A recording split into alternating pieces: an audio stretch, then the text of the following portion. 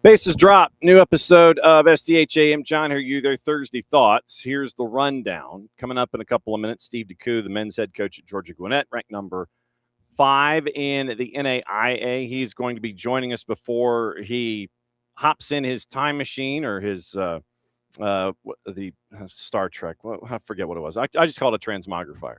They got a game in Dalton against UNOH, Northwestern Ohio.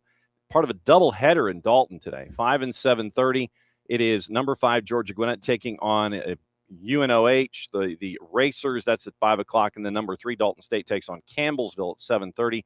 So if you're in Northwest Georgia, you're in South Central Tennessee, anywhere close, doubleheader Dalton State, go there. We're catching up with Steve DeCou coming up here in a couple of minutes, and then we'll get you through all of your morning. We've got stuff to get into from overseas. We've got all your transfer news. We have Atlanta United news to get into, or at least reports. Not quite news yet, but it's reports involving Atlanta United. Short version is there are reports out of Sweden that Stian Gregerson might be heading to Malmo on a 3-year deal. So we'll get into that, but that came across early this morning while we were all either still asleep or just starting to wake up, depending on when your day starts.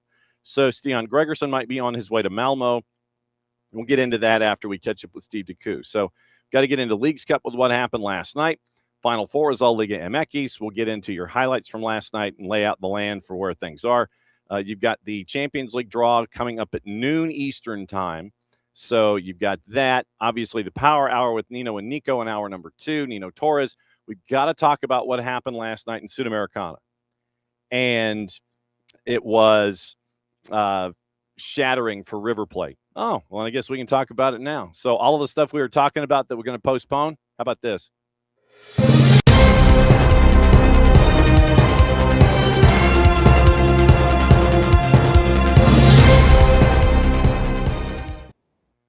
Wasting no time. No time at all. Atlanta United announces the transfer of defender Stian Gregerson to Malmo of Sweden's first division for an undisclosed fee. Joined on January 11, 2024 from Bordeaux, started 51 of 60, 3 goals, 2 assists. Literally, Atlanta United transfers Stian Gregerson to Malmo for an undisclosed fee on August 27, 2026. So now we get to figure out what the GAM can be used for with the sale of Stian Gregerson. So Stian Gregerson, numbers game, obviously, when you bring in Paulo Diaz, when you've got an AME high, when you bring in Junior Alonso, you've got Matt Edwards. It's a numbers game at this point. And Stian Gregerson was not getting in any real minutes. So it was an opportunity for Stian to find a new home, which is closer to home. And so now it is a transfer of an undisclosed fee, Stian Gregerson to Malmo. And since we're already here, why don't I go ahead and do this? Expressen this morning, joining reportedly on a 3-year deal. Malmo this is from Expressen this morning. Malmo strengthens their defense. Gregerson will receive a 3-year deal. Previously played for Elfsborg, has a solid career abroad, Molde, Bordeaux, and Atlanta. 15 appearances for the MLS club this season. Malmo has been looking for a center back following the sale of Colin Roosler to Aarhus. Sports director Philip Berglund can make more reinforcements. Expressen revealed yesterday Malmo had been in contact with Michael Lotto of AZ Alkmaar in Holland, where he's considered one of the alternatives for offensive positions. So Anel Avdic from Expressen, center back, gets a 3-year deal. Expressen can reveal, and this was 137, so 1337. So it was probably what? 1337 minus 5 would be 837. Yeah, so it's probably like 7:30 this morning, our time. So Malmo 3-year deal reported by Expressen in Sweden. Stian Gregerson transferred to Malmo. and the numbers game at the back line meant that he probably should find a new home, and he has. So Malmo, 3-year deal, Stian Gregerson, Atlanta United. So the elements at the back continue to get sorted out. But Stian Gregerson now, 3-year deal, Malmo, and morning David, morning Abby. And so that is where we are. So Stian Gregerson now has a new home, and the elements at the back continue to kind of settle themselves out. So Paulo Diaz in, Stian Gregerson to Malmo, and now you have another little bit of time to see if you want to continue to add in the window. Chris Henderson obviously is going to continue to try to do so as best he can and consult with Tata Martino and what they're going to be looking for and trying to get everything in line for the stretch run in Major League Soccer. So that was I honestly thought that if it was something that was going to be announced, traditionally they'll do the an inbound is usually something around the 9 o'clock hour, and then they'll tease it for a 10 o'clock reveal.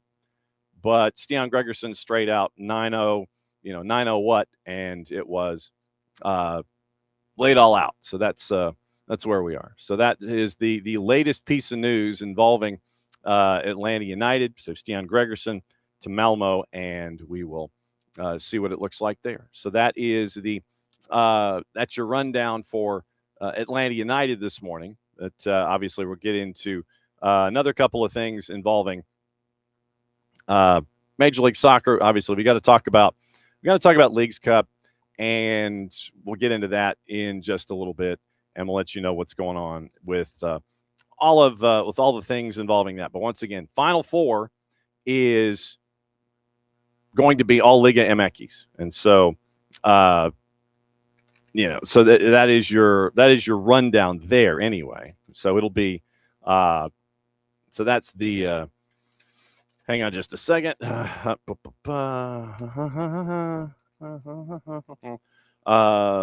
Let's see. So hang on, and we've got stuff to get into here. So I'm just sending a quick email.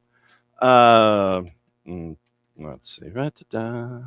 Hang on. I know this is fantastic. TV. So I'm just sending out a quick email. All right. So there we go. All right. There we go. Okay. So like I said, waiting on Steve DeCou to come in from Georgia Gwinnett, and he will talk about when they're leaving to go to Dalton. I'm guessing around lunchtime, and that way they can get ready for this early matchup in the NAIA. So a couple of things. Yeah, injuries, obviously. And that was the thing, is that injuries was the biggest thing with Stian. And, you're looking for folks to be as consistent in the lineup as possible, and having to cover for Stian with the repeated injuries was also obviously something that you had to kind of keep an eye on going forward with him. So there you go. Morning. Let's see. So morning, Abby, morning, Will, morning, David, morning, Alex. Let's see. I think that catches everybody up. David and Will and Abby and Alex. And I think that's it. Okay. All right. So real quick, couple of things to get you squared away for the morning. UPSL, we got Open Cup. U.S. Soccer set the draw for the first qualifying round weekend of September 12 and 13. A lot of UPSL teams will be attached to that. And there are a couple of matchups that are going to be, I think there are 4 matchups here in the Atlanta area that will have UPSL teams. I think Mount Perrin Christian's going to host one. Park and Lawrenceville's going to host one.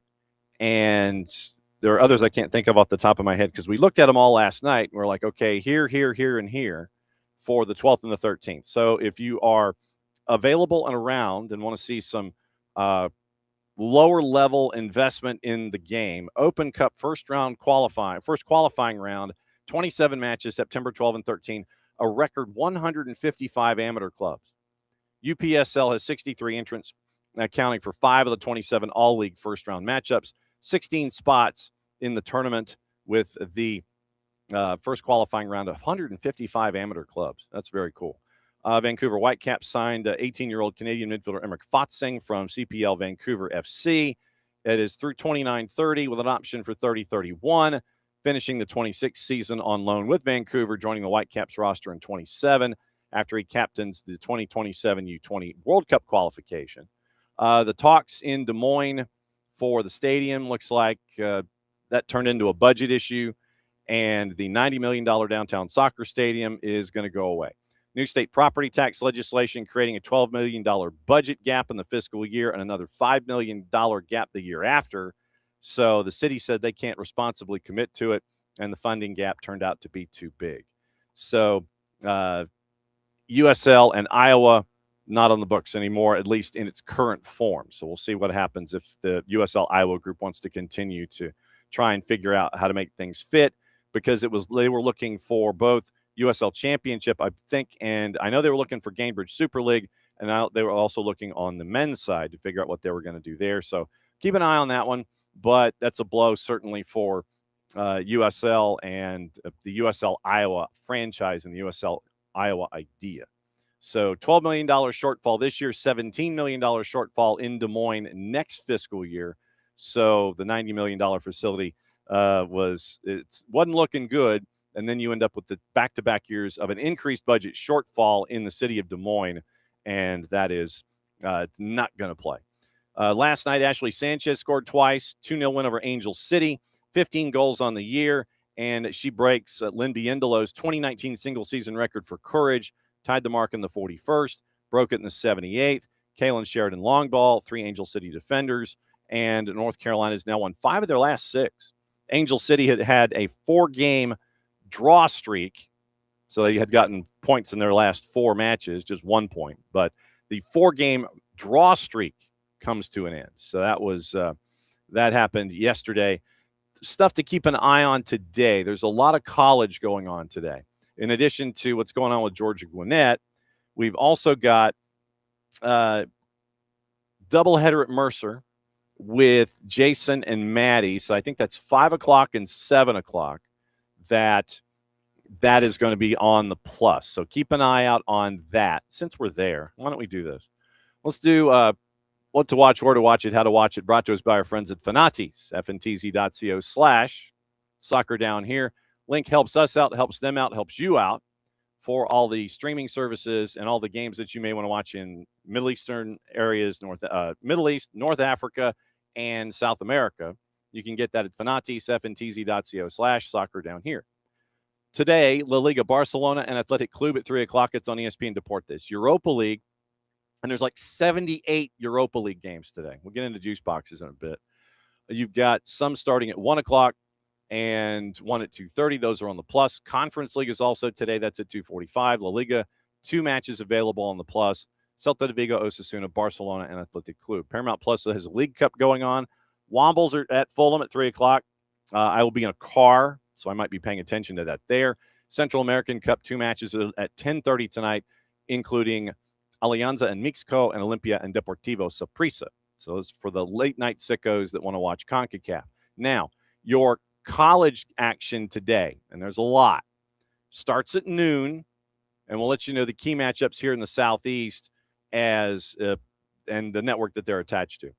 UNC Wilmington Mercer men is at 5 o'clock. That's on ESPN Plus. It is West Florida, South Carolina, Upstate at 6.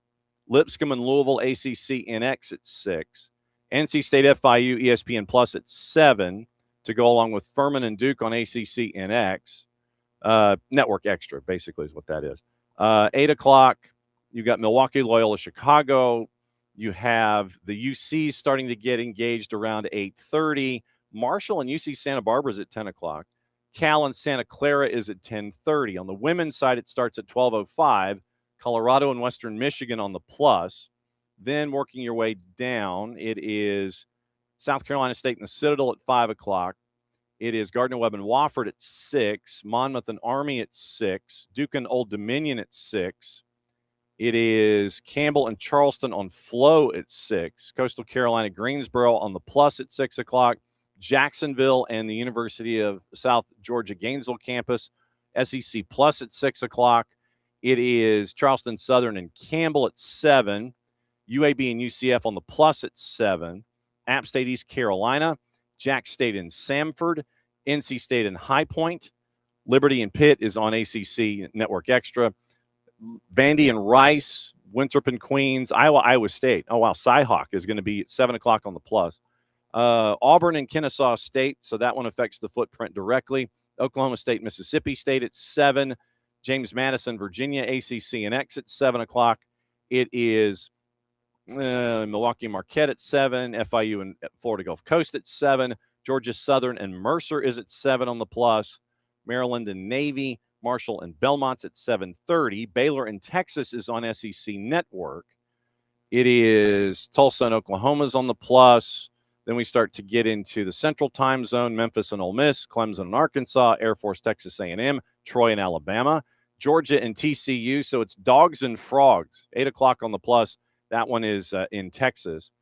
It is, let's see, Miami of Ohio, Middle Tennessee State's on the Plus. Texas Southern, Texas San Antonio at 8:30. 9 o'clock, UNLV and Idaho State. Kansas and Utah Valley's at 9. Minnesota BYU is on the Plus at 9 o'clock. Then the Cal States get active at 10 o'clock. LSU and Arizona State is at 10 o'clock. And UCLA Stanford on ACC Network Extra is at 10:30. So that is that's what you're looking at with the college game. And so, like I said, there's plenty to look at in the college game, and we'll dig into that tomorrow. And it will be a lot of highlights. But once again, Maddie and Jason are going to be at Mercer for the doubleheader.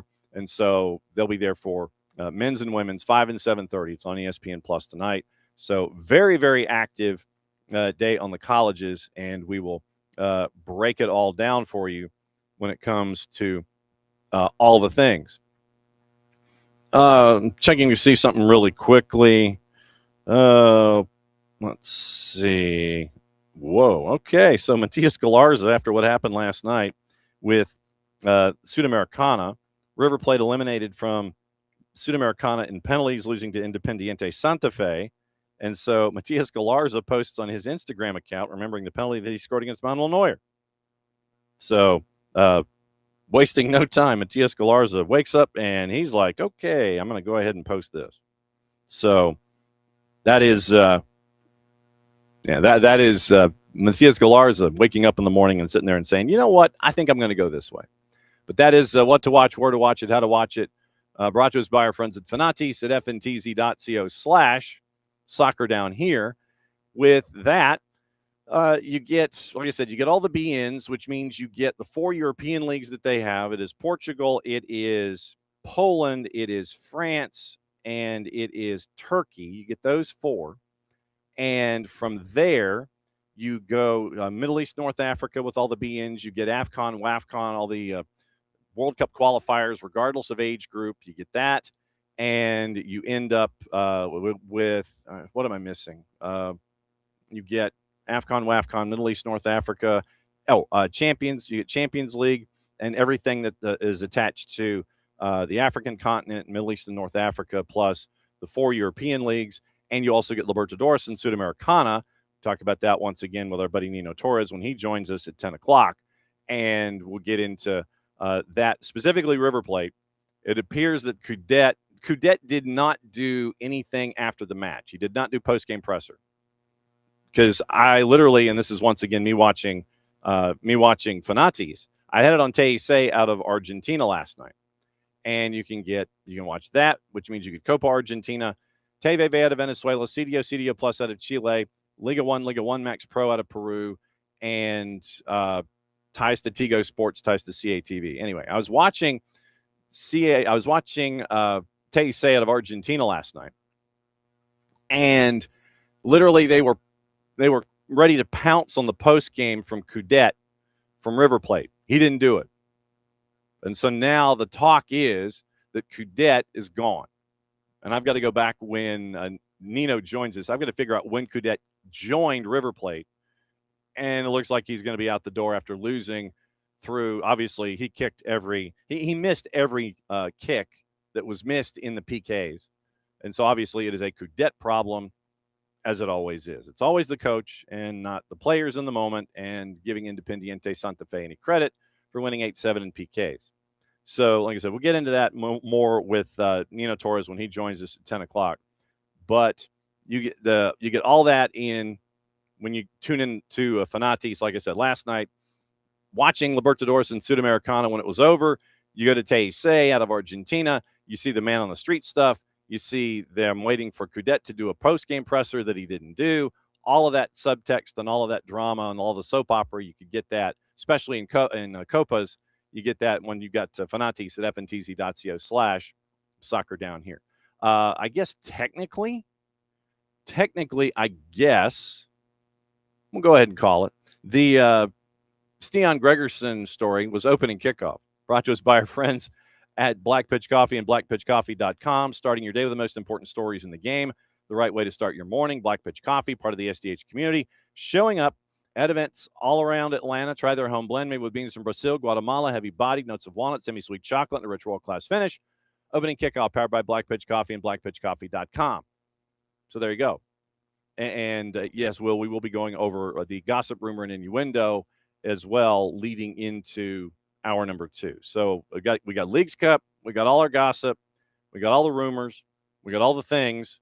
10 o'clock, Nino Torres will join us, and like I said, we're going to talk a lot about the Copas and especially what happened last night. 10:30, Niko Moreno joins us from Sounder at Heart and Pulso Sports. We've got to talk about what Brian Schmetzer said, and we got to talk about what Craig Weibel and Dejan Joveljic said as they had their introductory press conference. And now it's time for Dejan Joveljic to be the stud that they spent the $6 million on, and he gets to plug into the lineup, and we'll start our weekend preview for MLS with Niko coming up at about 10:30. So since we haven't, we might get into Leagues Cup a little bit, but here's what happened last night. Might be just the overarching thing. So Leagues Cup last night, we had the other 2 quarterfinals, and with the run that we have seen so far, it has been all Liga MX. Liga MX won last night. And by the way, Liga MX won 2 nights ago, and they won last night. So let's start with the early game. And it was Austin and Toluca, not at the Estadio Nemesio Diaz. Top-ranked team in the quarterfinals, going up against Team 24 in Harrison, New Jersey, at SI Stadium in the Swamps. So here's your highlights brought to us by our friends at Apple TV and the Leagues Cup. Kanji and Danny on the call in Harrison. The check is complete. It's on the foot of the Brazilian Helinho to give the Mexican side the edge. Helinho shoots. Oh, Stuver reached out, appeared to get a piece of it, but it's 1-0 Toluca.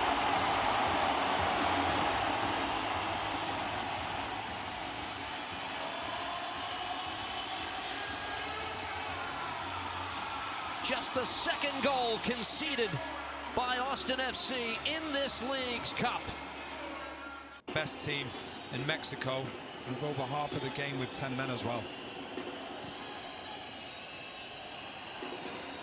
Ball for Diaz Price. The flag does stay down. An opportunity to put it away for Toluca, and yes, they do. Jorge Diaz Price with the exclamation point, and that will do it. Liga MX sides, a subject of frustration for the past 3 years in this Leagues Cup. At least 3 of the 4 places in the semifinals will go to Mexican-based sides. It wasn't easy. No, it wasn't. But in this one, you end up a 2-0 final. Team 1 advances in a stadium that wasn't theirs. And I'm hoping over time, and this might be a bit of a mini rant this morning, I'm hoping over time, as Leagues Cup continues to grow and evolve, that we have more matches in Mexico as a part of this. It was great that we had some, but I'd always, if you're the top-ranked team and you're in a quarterfinal, I'd like to think that, you would have a home game when it's Team 1 versus Team 24. But you didn't. Toluca wins at 2-0. Austin finished with 9. Junior Rosales on a tackle that, you can only pin it in a Junior Rosales file. You sit there and it's like if you're in the dictionary and you're looking for a tackle from Junior Rosales, that's the picture. From what happened last night, it's another example. Junior Rosales gets a red in the 40th, and then Ilie gets a red in the 74th. So 2 red cards for Austin. Alenia from the spot in the 53rd, and Diaz Price at 90 plus 7 to send it away. But it was Brad Stuver and the defense of what you've seen from Davy Arnaud. They've really picked it up, and especially in Leagues Cup competition. But it didn't quite mesh last night. And my other mini rant in this is I wonder what the surface is going to be like at the stadium in Harrison, New Jersey now. Because it's not just Leagues Cup. It's Red Bulls, it's Leagues Cup, and it's Gotham that have been playing on that surface. So just keep an ear out for what might be happening on that surface. But it's a lot of competition on that surface in New Jersey in a really short period of time. I'm just saying. Toluca had 64% possession, shots 24-11, shots on target 7-2, 13-4 in blocks, 14 corners, 8 to Austin, 12 crosses, 7 to Toluca, XG 3.1 to 1.1. Keeper saves 5 for Stuver, and he almost had 6 on the PK, but he got his hand on it. Clearances 7 each, 28 fouls called, 16 on Toluca, 5 yellows, and 3 on Toluca, and the 2 red cards, both to Austin FC. So 24-11 in shots, 7-2 on target. And Toluca is just suffocating defensively. I mean, they will come after you, and they will not stop. It's almost like the Terminator. They are literally Liga MX's Terminator. Liga MX. So MX' Terminator. That's who they are. So it's it's crazy with Toluca. Just basically they want to pressure you and press you out of the building.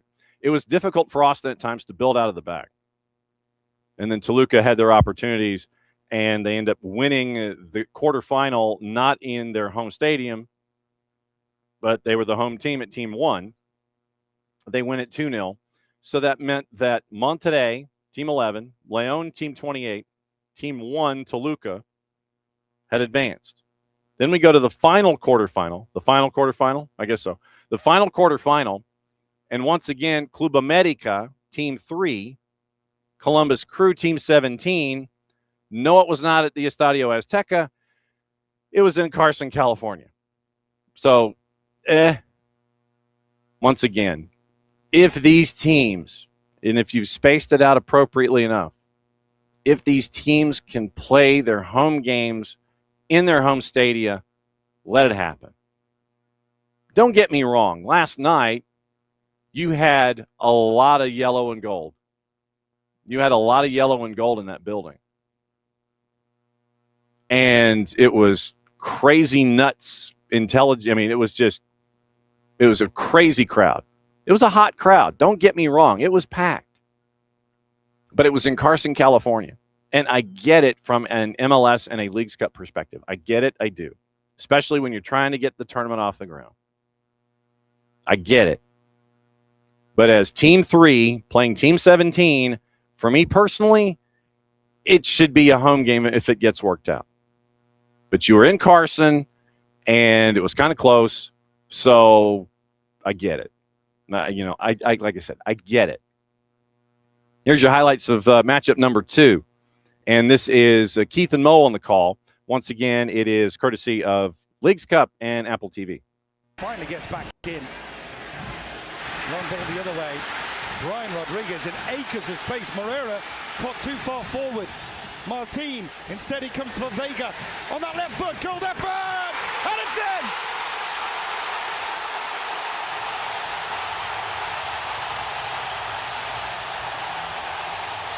Transition led by Brian Rodriguez, but what about that from a finish? Rafael Vega in off the post, and Club America have the opening goal.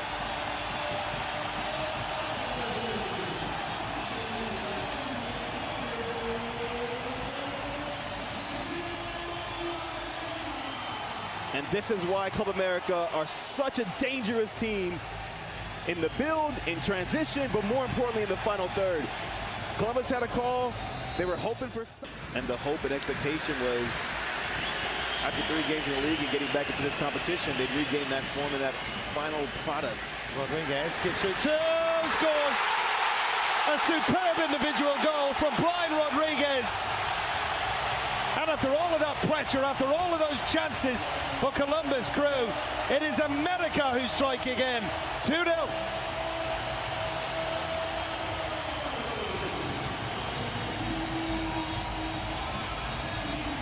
And now you can understand why we were saying get the ball to Rodriguez on more occasions at your Club America.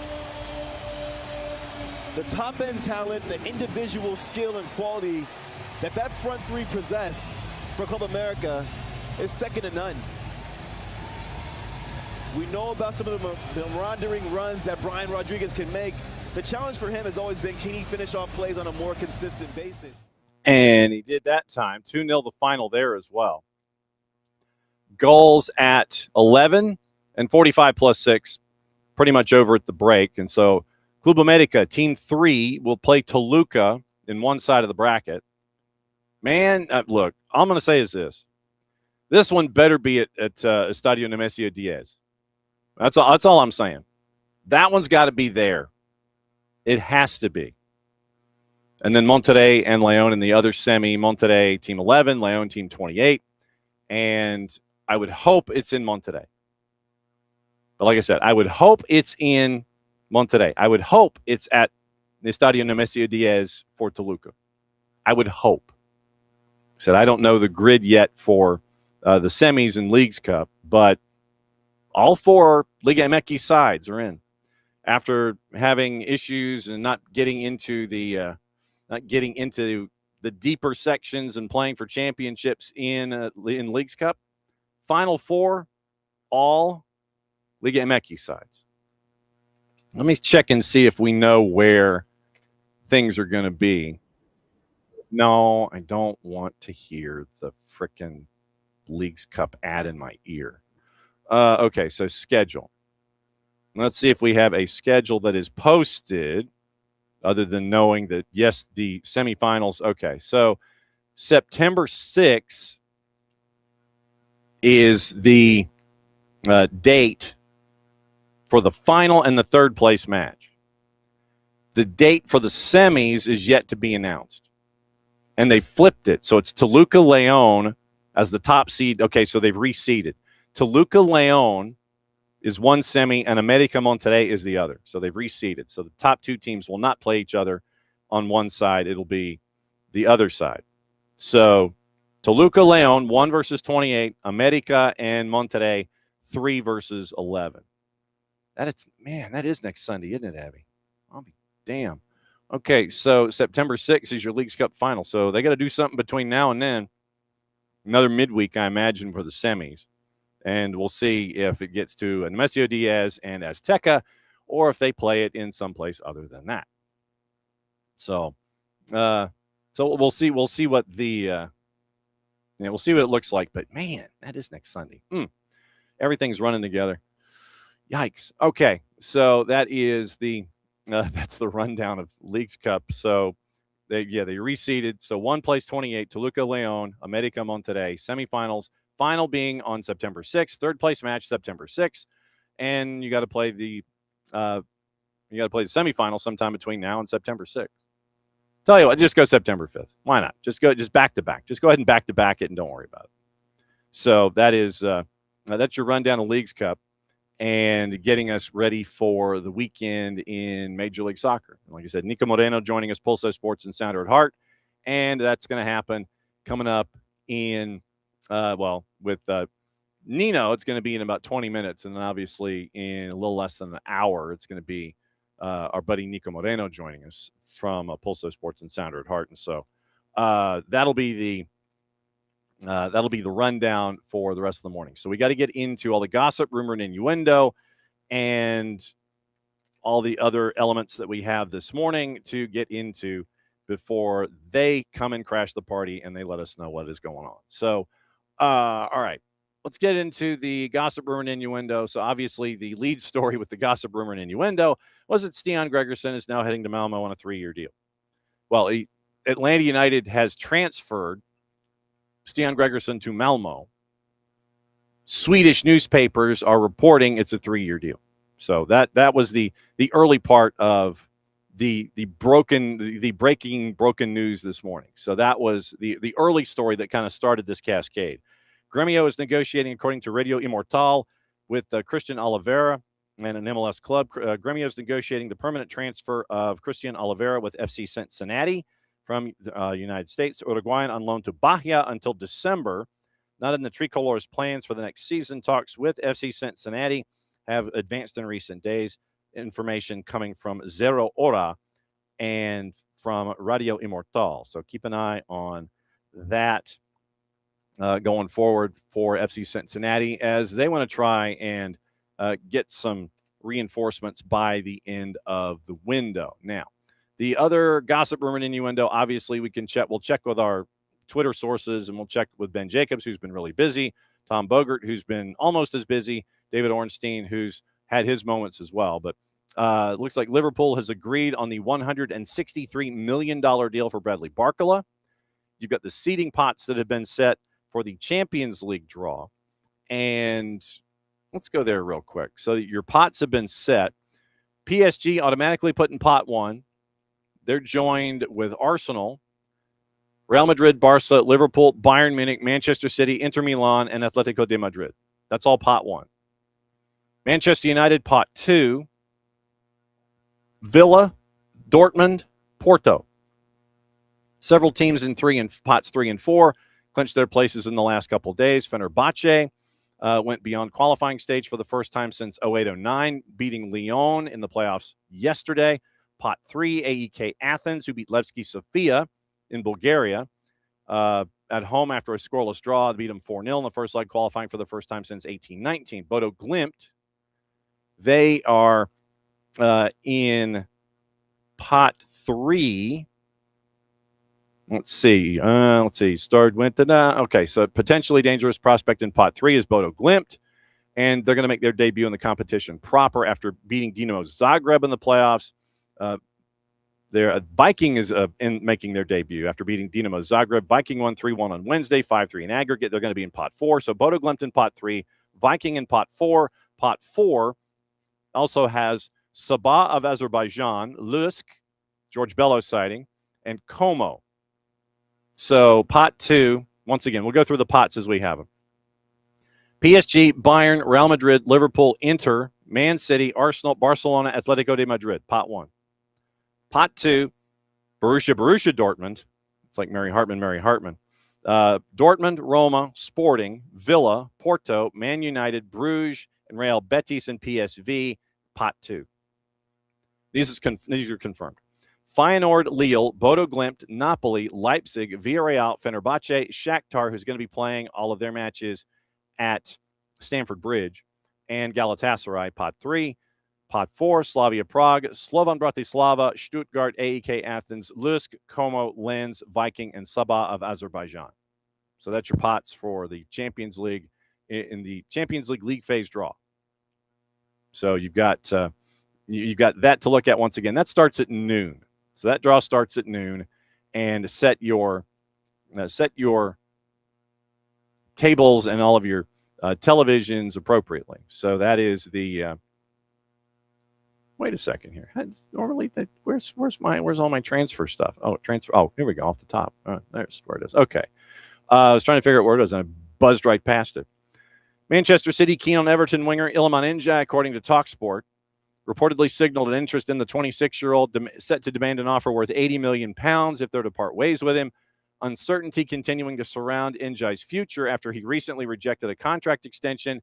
Arsenal could join the race if they miss out on Julian Alvarez. Arsenal also interested in Marseille winger Igo Paixão, according to Team Talk. Made an inquiry, already agreed to personal terms with Sunderland. Liga club keen to keep hold of Paixão after he scored 10 and 6 in 38 matches last year.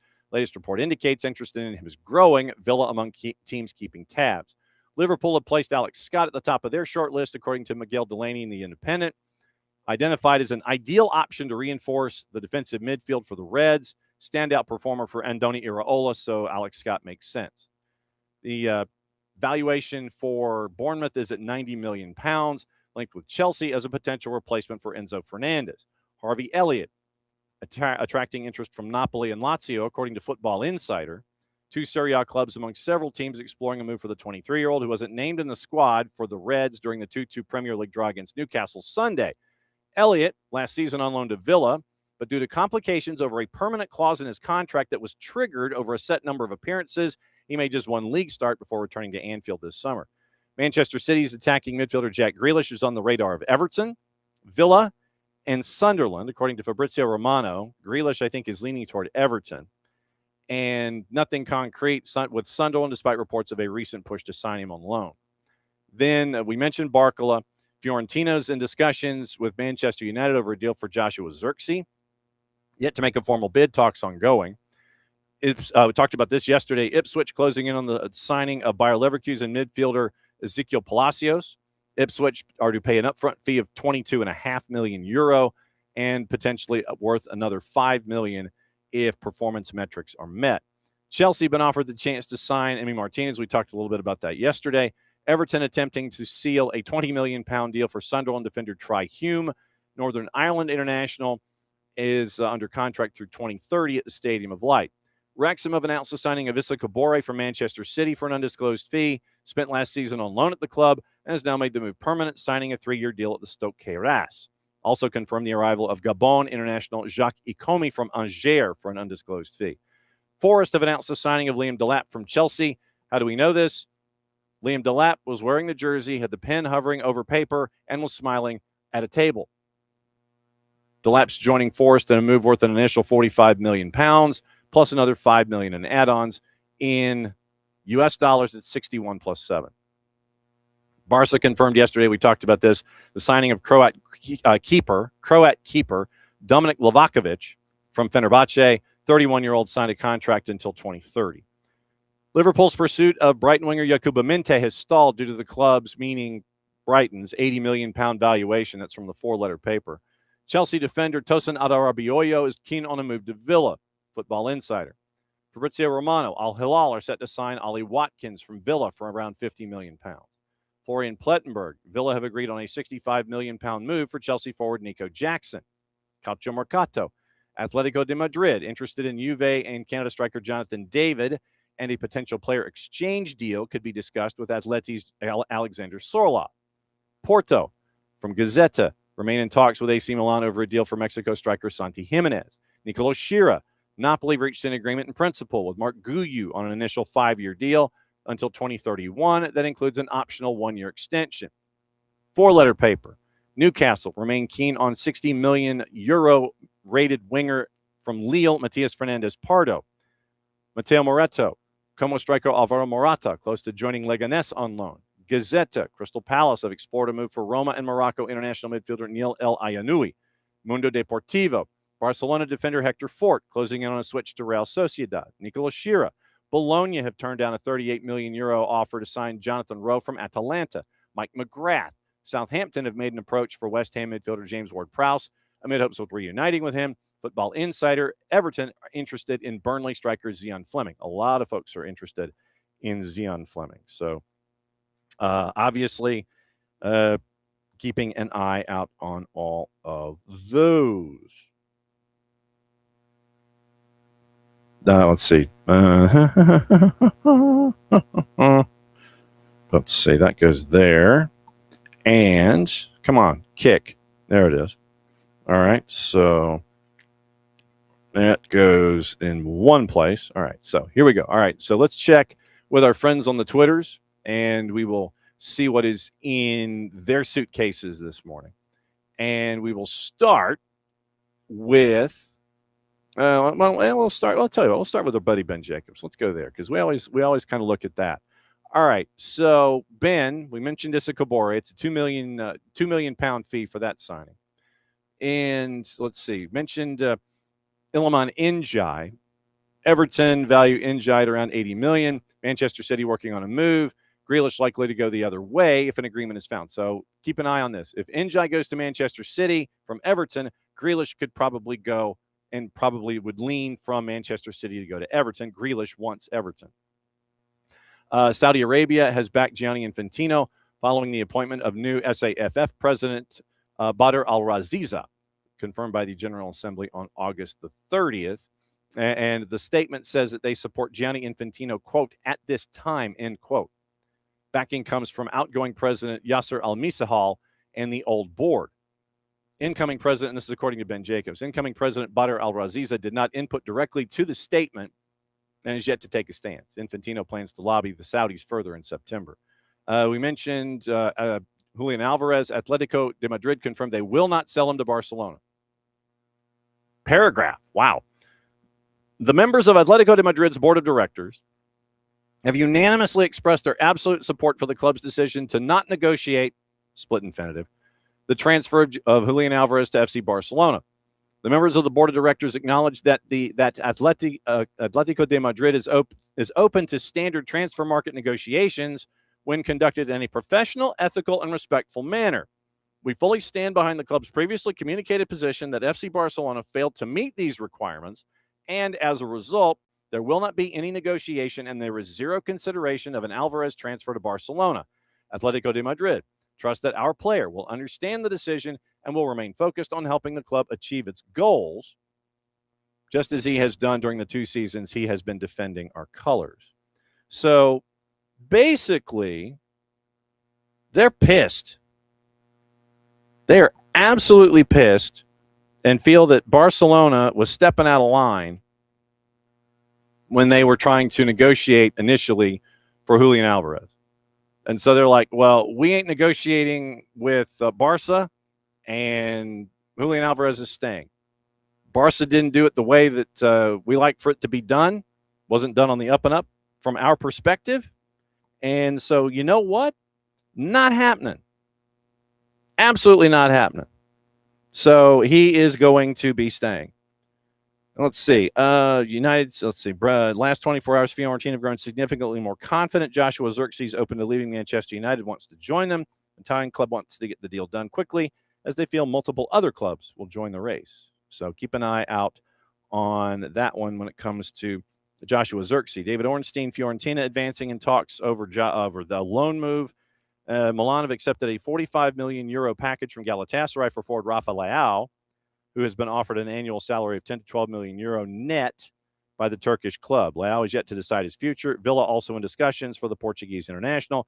Villa are still to make a firm offer, but are pushing in that direction. Okay, so, yeah, Atletico de Madrid, they're pissed at Barca, and so they're like, nah, we're good. We might negotiate, but not with you. Stephen Mfumi's move from Manchester City to Coventry back on again. Talks with Sheffield United and Swansea after Coventry backed away for completing the loan. Wilson Isidore. You remember Wilson Isidore. Is he on this shirt? No. This is Spain and Cabo Verde. This was the initial one. But the Haiti-Morocco banger that was one of the goals of the tournament, at least for me it was, from Wilson Isidore. Wilson Isidore was smiling over a contract, wearing a Sunderland jersey, and his pen was not touching the paper, but nevertheless, there was a smile on Wilson Isidore's face. So he was happy that he was re-signing his contract, or signing his new contract, allegedly, at some point. So, yeah, Wilson Isidore is staying with Sunderland. So good keep for Sunderland there. As we all remember this moment, courtesy of our friends at FIFA. Se viene con todo. Providence. Centro. Balón dividido. La intentaba ganar Isidore. La recupera Haití. Isidore le pegó. ¡Golazo!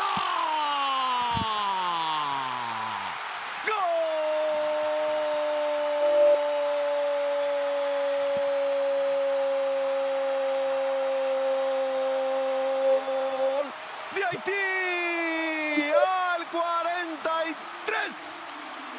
Bombazo. Wilson Isidore. 2-1. Festejen, griten, bailen, agárrense entre ustedes, todo el pueblo haitiano. La gran sorpresa de esta tercera fecha, de la fecha final de la fase de grupos. I know there's a reason I saved that Wilson Isidore goal from Atlanta Stadium and Haiti. Morocco and Haiti, Wilson Isidore's banger. One of the goals of the tournament.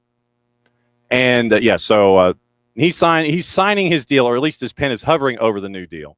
Smile on his face, long sleeve Sunderland shirt, hovering over the desk. I don't even see a piece of paper on the desk. Anyway, there's a pen that's poised. He's smiling, signs a new Sunderland deal until summer 2030.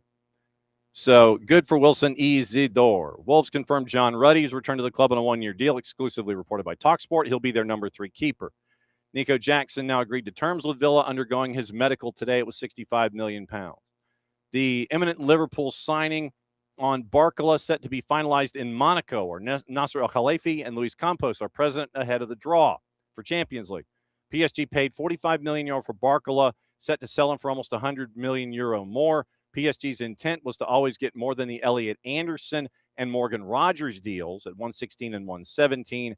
As reported yesterday, Yan Diamande's fee of 120 became the new yardstick after PSG lowered their 145 asking price. Already agreed to terms with Liverpool, waiting for permission to formalize the move. All of those were in pounds except for the €100 million.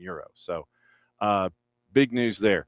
Ipswich were working on a deal to sign Tammy Abraham on loan from Aston Villa. Stuart Watson was first to report that. Mentioned Liam Delap in Nottingham Forest. Quote, I really can't wait to get started. It's a massive club with a big history. Spoke to the manager, and I like his way. I think it can be one to really help me develop, make that next step, and hopefully I can bring goals here, end quote. So there's the Barcola news, Iliman Ndiaye news. Savio scored on his Spurs debut. Villa back in talks with Southampton over Taylor Harwood-Bellis. Saints open to a sale. Villa offered 25 to 30 million pounds. Harwood-Bellis wants the move. We mentioned the re-signing idea of James Ward-Prowse. And so that is from our buddy Ben Jacobs. Now, domestic. Let's see if there were a couple that were domestic we need to kind of look at from yesterday. Once again, keep an eye on Kevin Kelsey. And that one, I haven't seen anything official from the Portland side of things. But right now, it's looking at $13 million plus add-ons on a sell-on fee. Joined for just under $6 million in the winter, 10 plus 3, and just over 1,300 minutes. And so Kevin Kelsey heading to Rangers from Portland. Orlando City had a deal agreed to sign John Tolkien from Holstein Kiel. The club and the player had agreed, but Tolkien ultimately opted to stay in Germany. Part of the deal was Orlando acquiring Tolkien's discovery rights from St. Louis. The agreement was for Tahir Reed-Brown to go to St. Louis. Even though Tolkien's deal fell through, St. Louis renegotiated for Reed-Brown. Orlando didn't want to block it and let the deal happen. They still need a left back, according to Bogert, and they get a deal done for Vinicius Nogueira. And he is coming from Ludogorets, and this is within the hour, product of the Palmeiras Academy before heading to Europe. So Ludogorets to Orlando City, Vinicius Nogueira, left back. So that's happening as well. And final week of the transfer window here for Major League Soccer.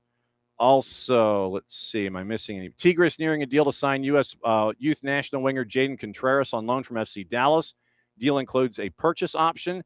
The 18-year-old impressed in the U20s for the United States, also has featured for Honduras' youth national teams. So keep an eye out on that. Colorado finalizing a deal to sign Israel international forward Syed Abu Farki from Maccabi Tel Aviv. Fee is agreed for $6 million, and he will be a U22 signing. Colorado remaining aggressive and chasing DP winger targets. Final week of the window, in addition to Abu Farki. Revs signed American midfielder Judah Sequeira to a homegrown deal. 17-year-old made his MLS debut this month on a short-term call-up. Now he's got his first team deal. Middlesbrough finalizing a deal to sign American midfielder Rokas Pukstas from Hajduk Split. Marko Silov was the first to report this yesterday from Index HR. Fees around €5 million, a fourth American at Borough. Aiden Morris, Seb Berhalter, Max Arfston, and now Rokas Pukstas. So you have all of those in the queue from Tom Bogert. And now David Ornstein, just to wrap things up. Let me see if we have anything different from Ornstein. And we mentioned the Jack Grealish. We had mentioned Niko Jackson. $47.5 million and 17.5 million pounds in add-ons to make up the 65 million. Personal terms in process of being finalized ahead of the Senegalese national moving to Chelsea. For Ollie Watkins, moving for 50 million and small add-ons. He's going to travel the next couple of days for a medical before joining on a 3-year term. Mentioned Barcola, Hull City, close to an agreement on a deal to sign Robinho Vaz from Roma. Proposed package for the 19-year-old, season-long loan, €2 million fee, plus a €30 million option to buy. Hull City working on ongoing the finalizing between the clubs and with the France Youth International. We had mentioned Rafael. Milan has accepted the €45 million deal, offered 10 to 12 million euro net salary, deciding whether or not to accept the move. Villa's discussing a loan and a buy obligation, but AC Milan want a permanent sale now. That is from David Ornstein, and that is the rundown of, I believe, anything and everything. So we'll see. We'll see what it looks like with all them folks. That's your that's your rundown for all of the gossip, the rumor, the innuendo, and what to watch, where to watch it, and how to watch it. So obviously the story that is tucked in here in Atlanta, Stian Gregerson, and the thank you Stian came out at 9:10. Transfer to Malmo, Swedish First Division, undisclosed transfer fee. And once again, that means that more gam in the pocket for Chris Henderson as they try and figure out what they want to do with the remaining week in the window. They continue to chase after folks, and they can try to navigate the AM windows as best they can. So Stian Gregerson looks like it's a 3-year deal, but he's headed back to Malmo, undisclosed fee. And so that is the latest from there. Maddie and Jason, before they head down to Mercer, are going to be at the Children's Healthcare of Atlanta training ground for the morning Q&A, and we will find out what is being said, possibly about this. I believe Jay Fortune is set to speak, considering he was signed to the contract extension, and that came out over the last, I think it was yesterday. So you have the contract extension for Jay Fortune. I think Jay's speaking today, and now the news on Stian Gregerson. And so we'll see if there's any addressing of it from the front office or from head coach Tata Martino and his availability, and between now and the end of the week, getting ready for Charlotte. So that's the rundown there with all of the Atlanta Unitedness that we have this morning. So keep an eye on all of that. So let's see. Orlando Pride has signed goalkeeper Kara Martin to a new contract through 28 with a mutual option for 29. That is now in the barn. Minnesota United has loaned midfielder Dominic Fitz to Wolfsburger AC, and that is through May of 27. So it is through next season with a permanent transfer option. Joined in August of 25, 9 appearances across all comps. Appeared in 2 matches for Loons 2 and MLS Next Pro, recording a goal and an assist in 180 minutes. Returns to the Austrian Bundesliga, where he played for Austria Vienna from 2015 to 2025. Prior to his move to MLS, Austria Vienna appeared in over 200 matches for the Violets, 54 and 63. Competed for the Young Violets, Austria Vienna's reserve side. So Dominic Fitz loaned to Wolfsburg AC through May of 27. Permanent transfer option available. All right, it is now north of 10 o'clock, hour number 2. First and foremost, since we are north of hour number 2, it is time for our hydration break. So we'll bring in Nino to help us hydrate, because you got to hydrate properly. And so we hydrate from our friends at local Vine Beer, Wine, and Liquor stores, 2 locations in the Atlanta area. Thanks for being great partners and friends at either Johns Creek or at Cumberland. You go in, you have a list, you're going to walk out with more. Plain and simple. So everybody hydrate now here in hour number 2.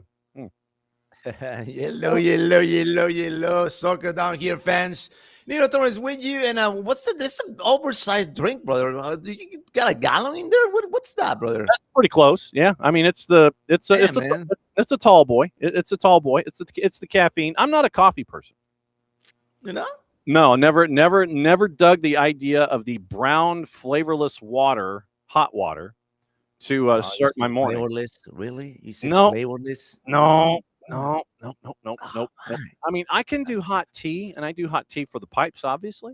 but I've never been one to sit there and go, I've never been a coffee person. I tried it when when we're just starting in the business, you get up in the morning, you're having your breakfast, looking at the paper, and I tried coffee and I said, this tastes like ass. This is not happening. This is not happening. This is not happening. My mom got me into it. My mom, she's like, man, she's a coffee drinker, but I really started drinking coffee. And when I went to the States, before that, I went to the States when I was 28. Mm-hmm. Before that, I was here and there coffee, but then I don't know what happened, man. But America got me into coffee, man, every day. Mm-hmm. I want to start with something. I haven't seen your list, and that's usually what I do anyway. Is I don't look at your list, and we get to sit there. Be in there, huh? Oh, it is. I saw it. I haven't seen it yet. Yeah. But I wanted to talk about something that happened last night. And like I said, if it's on the list, it's on the list, but it needs to be the lead anyway. What in the blue hell is going on at River Plate? It was, and I got into it a little bit in hour number one, where you go to PKs, you're going up against Independiente, you go to PKs, it goes to the 11th frame. It ended up keeper v keeper. And you end up with Independiente's second keeper, their backup keeper, getting the clinching goal, 8-7 in PKs, because the keeper for River Plate, and there's a shot, and he skied it, and I know it might be heading to it might be heading to your place, and it might come in the side window. Yeah, I saw it. It's right there. The ball is right there, man. I can see it from here. And so it got the top half of the frame. The River Plate keeper skies it, but there's an end zone shot that I don't know if a lot of folks got to see. And literally, there's this chunk of turf that was dirt next to the spot where you're trying to plant to kick, and he slips in that spot. And then obviously he slips, and then he's leaning backward, and it gets airmailed. And then the backup keeper for Independiente converts 8-7. They win in 11 frames. And then River Plate's out of the tournament. And I'm watching Tay say, and I'm waiting for Cadet to give his post-match, and he ain't nowhere to be found. They were camped out. They were waiting for it, and no post-game from Cadet whatsoever. They think he's out the door, and Santi Solari might be coming in. What in the hell's going on at River Plate?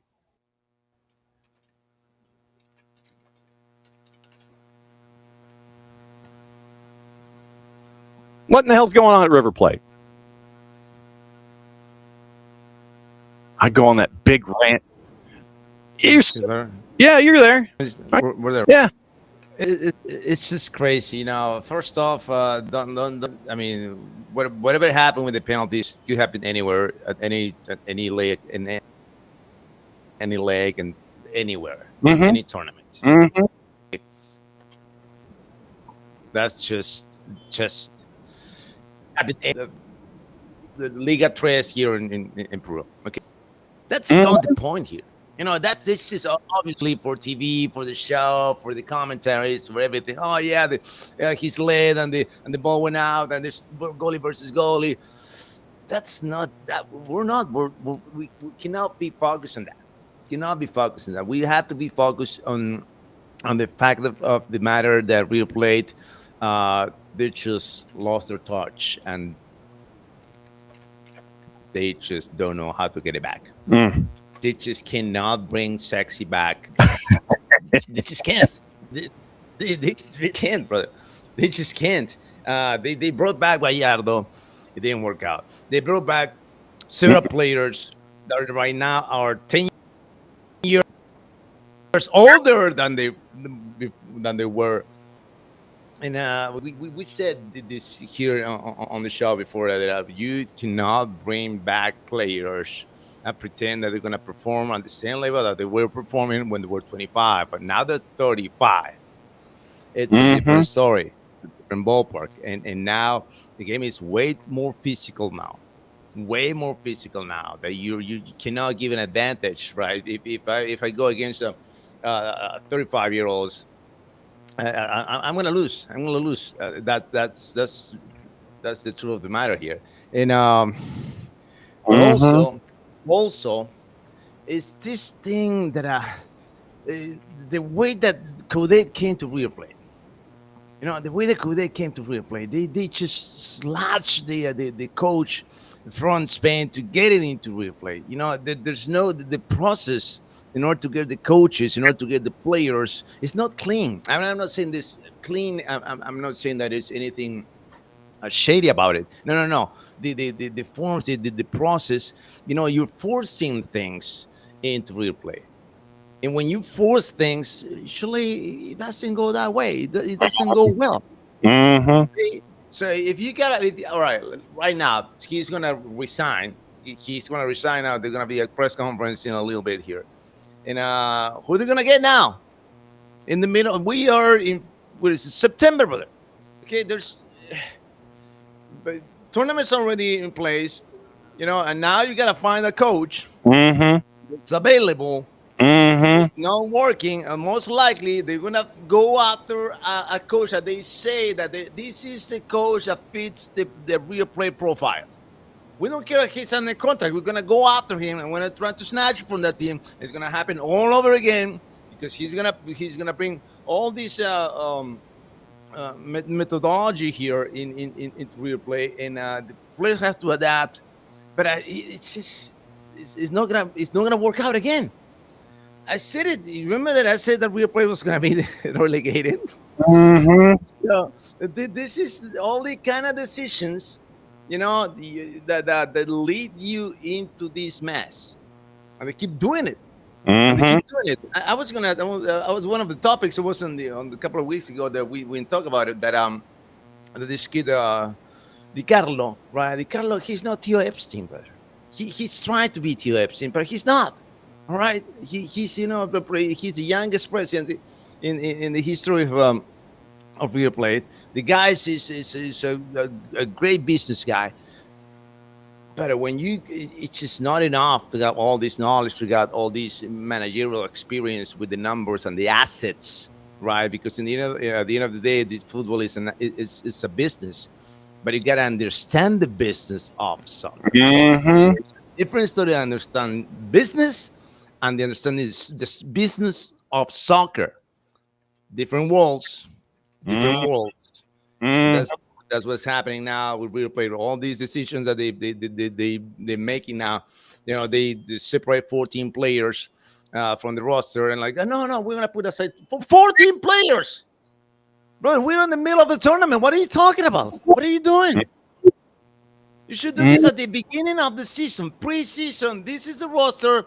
We got 35 players. These are the players that we're going to use. All you guys, have a nice day. Figure it out. We're going to sell you, loan you, whatever. But you don't do this, you know, where you're in the middle of the road. You don't do that. Otherwise, this is going to happen. This is what's happening. It's going to keep replayed. And then we want to talk about when Nino Damos was right. In December, replay going to second division. Oh man, they have said their current $1 budget. You spent 52.4 million euro, and you only got 6.45. And this is this year. They've spent 175 million in transfers recently. That was the number that was being floated. But right now they are a net loss of 46 million euro with their transfers. You bring in Thiago Almada for 20. Angel Correa, well, this is all euros. 20 million euro for Thiago Almada. 13.2 for Angel Correa. 6 for Arambari. 5 for Tobias Andrade, the 19-year-old from Vélez Sarsfield. 5 for Francisco Ortega from Olympiacos. 2 for Rafa Santos Bure, who's 30, which is shocking to me I thought he was like 94 years old. Lucas Beltran is in on a loan, less than 500,000. Gonzalez at 300,000. Otamendi on a free from Benfica. Then you got Matias Galarza on. He was there on a loan, and you had loans ending in December on Sarago, Ledesma, Nassif, Martinez, and Daniel Zabala. That's where you're at. That's where you're at right now. Out of all those names that you mentioned, Johnny, tell me a player who's performing now. Thiago Almada. One out of the 74 that I mentioned. Right. You know, one. Mhm. One. Yeah. That's I mean, it was crazy to see that last night. It was crazy. And then waiting for the post game that never happened. You get the man on the street stuff from Tay say they're out on the street and everybody's all mad and everything. And yeah, I mean, it's great television. But River Plate, looking at River and Boca, knowing what we've known from when they've grown up, when we were growing up watching to where they are now, it's just crazy that they are this bad. They are bad, and they're just they're lost. They're not heavyweights anymore. Mm-mm. These are featherweight teams, and I understand that Argentina media tells you, yeah, Boca Juniors are all little kids. They're crushing it. They're doing sensational games. I'm looking at it like, yeah, but they're not. This type of play is not sustainable. This when you play like this, it's nice and fancy. Yeah, okay, I get it, but you need to. I mean, there's no substance in this team. It's you see that the Boca is doing this plays, but when they got hit, they can't get up. Mm-mm. They just can't get up. They got crystal jaws. You can go all fancy all around, but when you get hit and you got down, you need to be able to get back, figure it out, and go at it again. That they just don't have that, and that was the I don't want to say the essence, but probably the DNA of this team, especially Boca Juniors, when going to Brazil to play Santos, to play Flamengo, to play and taking them down in Brazil. Mm-hmm. You don't see that anymore. Mm-mm. Don't see that anymore. You go to Brazil and you got your rear end kick. Yeah. Mm-hmm. Yeah. You can say ass. They got their ass beat. I can say ass. All right. Yeah, you can say ass. They got their ass beat. They got their ass beat. Liga Pro Ecuador went on full Britney mode. Oops, I did it again in CONMEBOL. What happened here? There again, if you check out the last 8 on Copa Libertadores, you have you got 4 Brazilians, you got 2 Ecuadorians, and 2 Argentine teams. So that sends the message again to the entire CONMEBOL Confederation that Ecuador is the 3rd best league in the continent. Wow. Wow. It's the 3rd best. All right. They got Liga de Quito and they got Independiente del Valle the final 8. Again, this is ridiculous, Johnny. And when you go in the percentage of points won by teams in CONMEBOL, it's just not about this Elite 8 that they're making it again with Liga Pro Ecuador. They got 51% of the points earned in the last 5 years as a league in all across the board in all 2 tournaments, Sudamericana and Copa Libertadores. Okay. Wow. We're the 3rd best team consistently in the last 5 years. I'm going to say more now. It's like 7 years now. 7 years in there where we're constantly and consistently Liga Pro Ecuador teams advance not only to the next with the first knockout stage. No, they're going deep. They're going semifinals. They're going quarterfinals. They're going into the finals. They're going to the final stages of the competition. They only lose against this is unfair league of Brazil, man. I'm so mad at these guys for having so much money, man. I'm so mad. Well, don't get me started on Botafogo because it's all smoke and mirrors. Quarterfinals, just so folks know, Libertadores. Estudiantes, Corinthians, Independiente del Valle, Flamengo, Liga de Quito, Palmeiras, and Platense. Platense and Fluminense. Say that? Yeah, Platense. I don't know. Platense still be surprising. I don't know. Fluminense. Out of the 4 teams in there, I will give Platense a chance. Huh? All right. I will give Platense a chance. I'll give Platense a chance on that one. Probably what's the underdog in the count in that one, Johnny? On Platense. You got it? No, it's got to be I don't know. We don't have juice boxes out yet. No boxes. Okay. Not yet. Yeah. They're the DO. They're such an underdog. They're the DO double G. They are DOGGs where they are. That's where they are. Copa Sudamericana. You wanted to talk about Cienciano. Cienciano.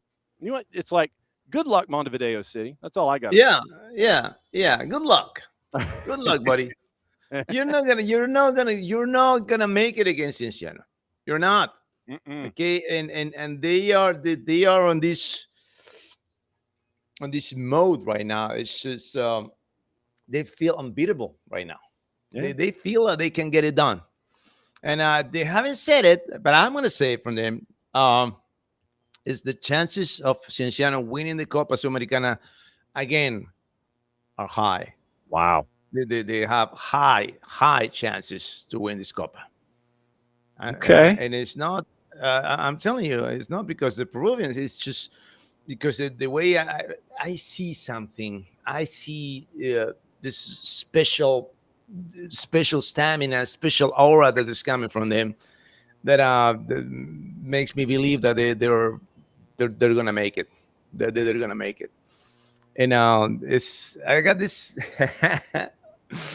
Johnny, did I tell you that on my first year in the States, what happened when I bet on sports? No, you did. No, you did not. 2003. I'm bringing this up because of this Cienciano energy vibes that I'm getting now. Okay. I'm getting the same vibes that I got when the Marlins went all the way to way to the finals, right? And I was, first year in the States, I was a rookie. And this guy I was working with it. I was like, Marlins are going to win this one. No, you're not. What are you talking about, Peruvian kids? You think they're going to beat the Yankees? What are you talking about, kid? Yeah, I've been watching all the series, right?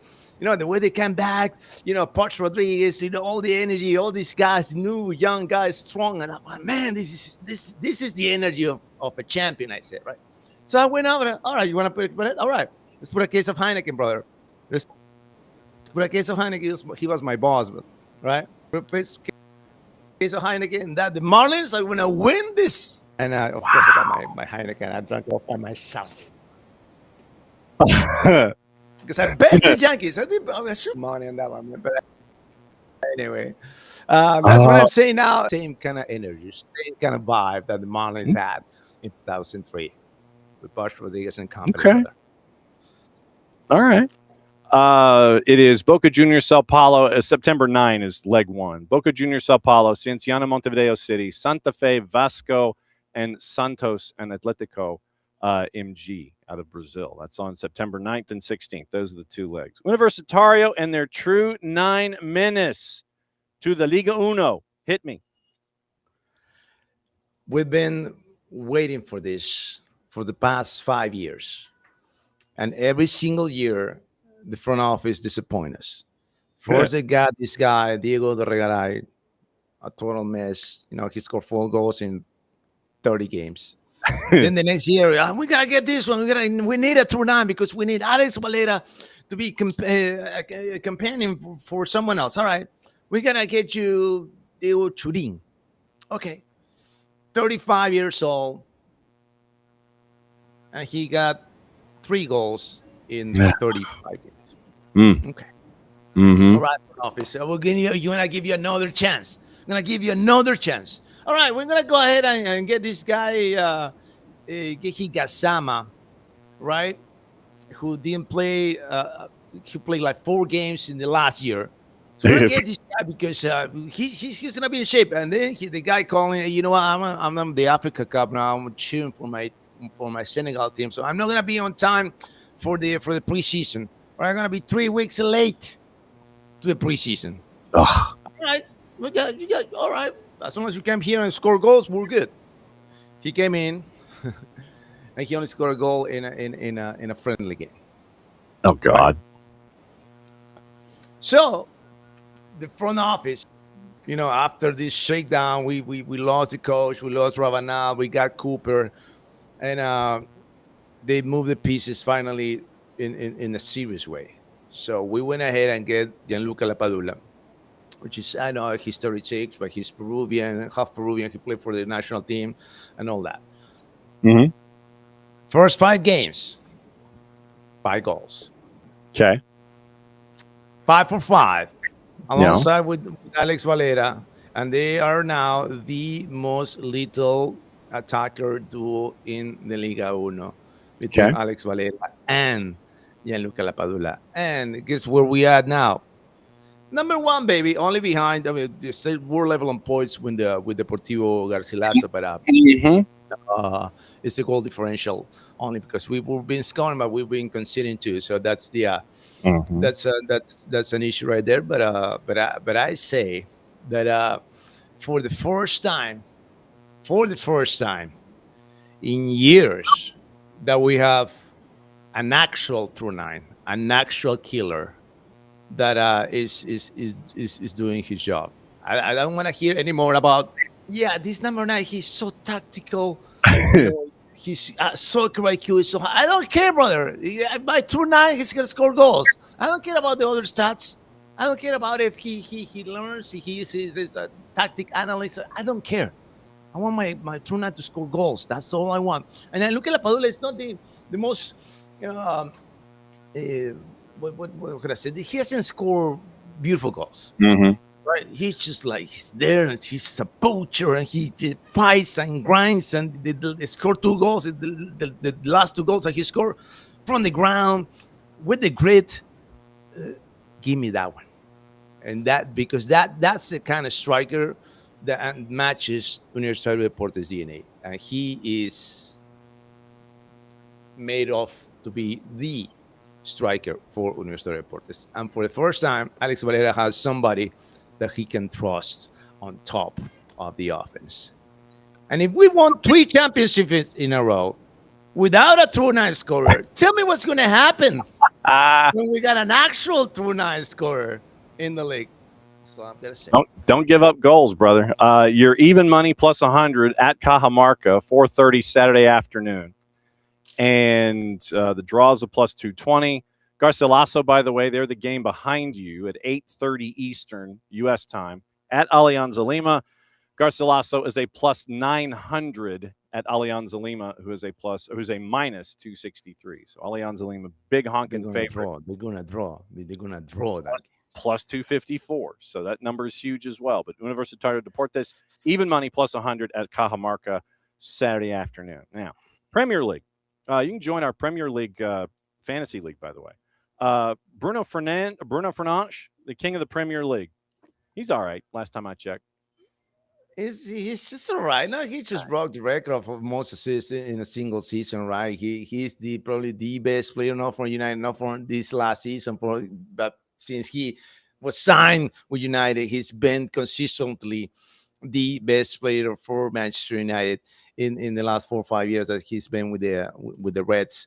But now on this memorable campaign, the last one, because they went from 0 to hero, literally. He went from 15th place to 3rd place in the league. Being in the top 4, it's not something that they were enjoying lately. I'm going to say lately in a while. I don't know when was the last time they finished on the top 3, top 4 in the Premier League. But I'm happy for Fernandes, because I watched this guy evolve when he was with Sporting, carrying his team on his shoulders. Back in the day when Sporting, it was what I call the Frankenstein of the Liga Portugal, because one day they were Dr. Jekyll and then they were Mr. Hyde, and you don't know what to expect from them, but you know what to expect from Bruno Fernandes, and it was quality, it was magic, and I'm so happy for him. I'm so happy for Bruno, man. I'm gonna get a chairship with Bruno. Oh, well, I mean, yeah, I mean, with that the thing. What about you? Oh, yeah, that means something. Yeah, over there.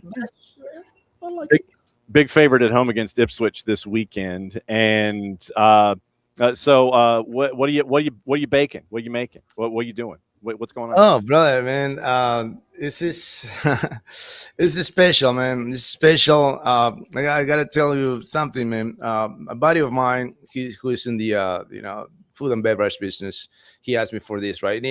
I got a meeting with these top guys, all right? Top guys in the industry.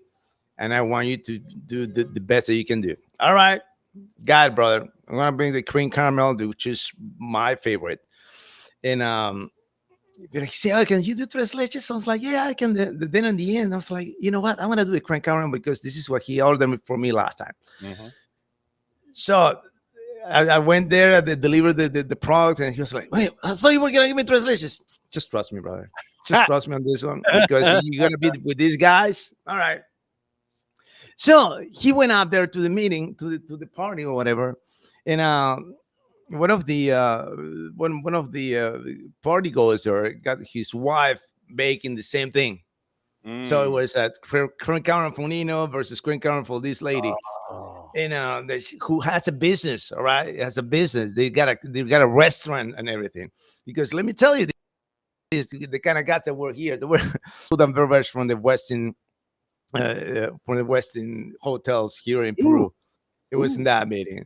It was the what was the other guys? The king of the burger chains in Peru. I mean, there were elite guys in there, right? There were elite guys in the industry here. And my buddy's like, all right, brother, this is gonna be a throwdown there. Yeah. Just and he played the he just put his phone in there and recorded the comments live, and they didn't know that we recorded it.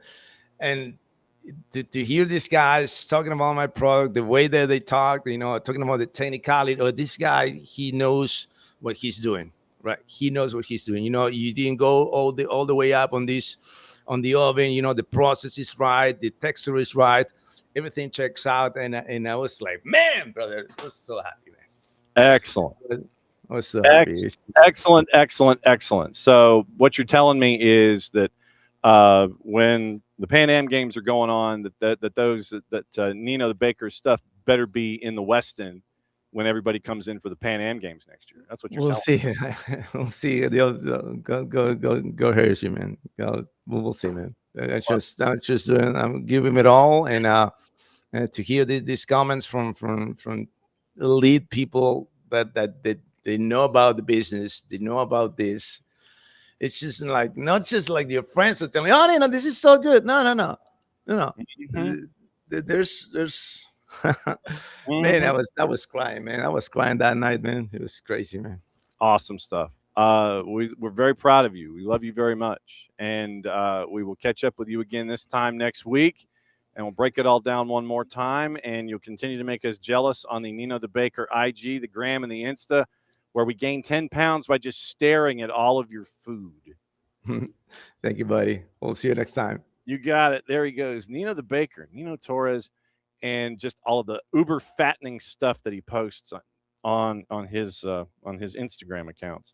Yeah, I mean, literally the slow-mo videos, and literally you sit there and you're just like, man, yeah. So we got to figure out the shipping. We got to figure out the shipping thing. We got to do that.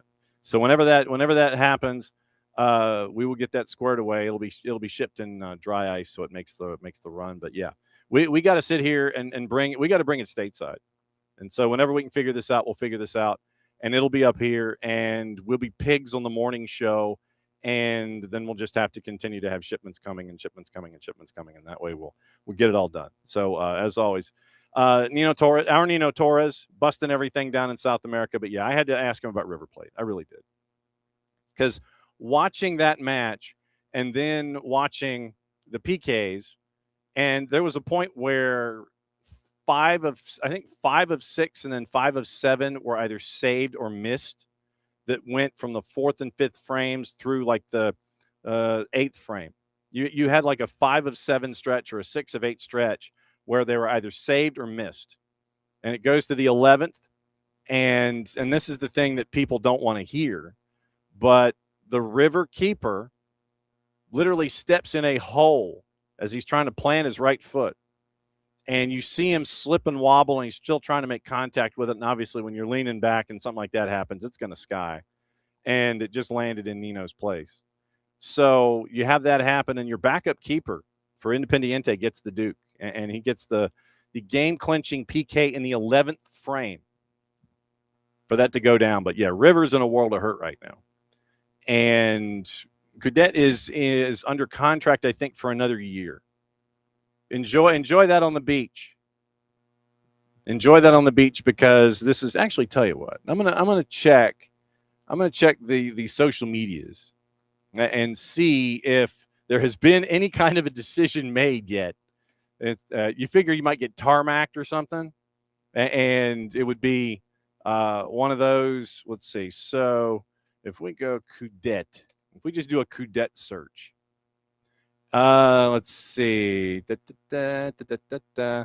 Yep, straight to the locker room after the defeat. That's from Tay. Decided to leave without greeting the fans. And let's see. There's a lot. So ESPN in South America. Today will be Eduardo Cudett's last day as River coach. Juan Patricio Balbi from ESPN Argentina.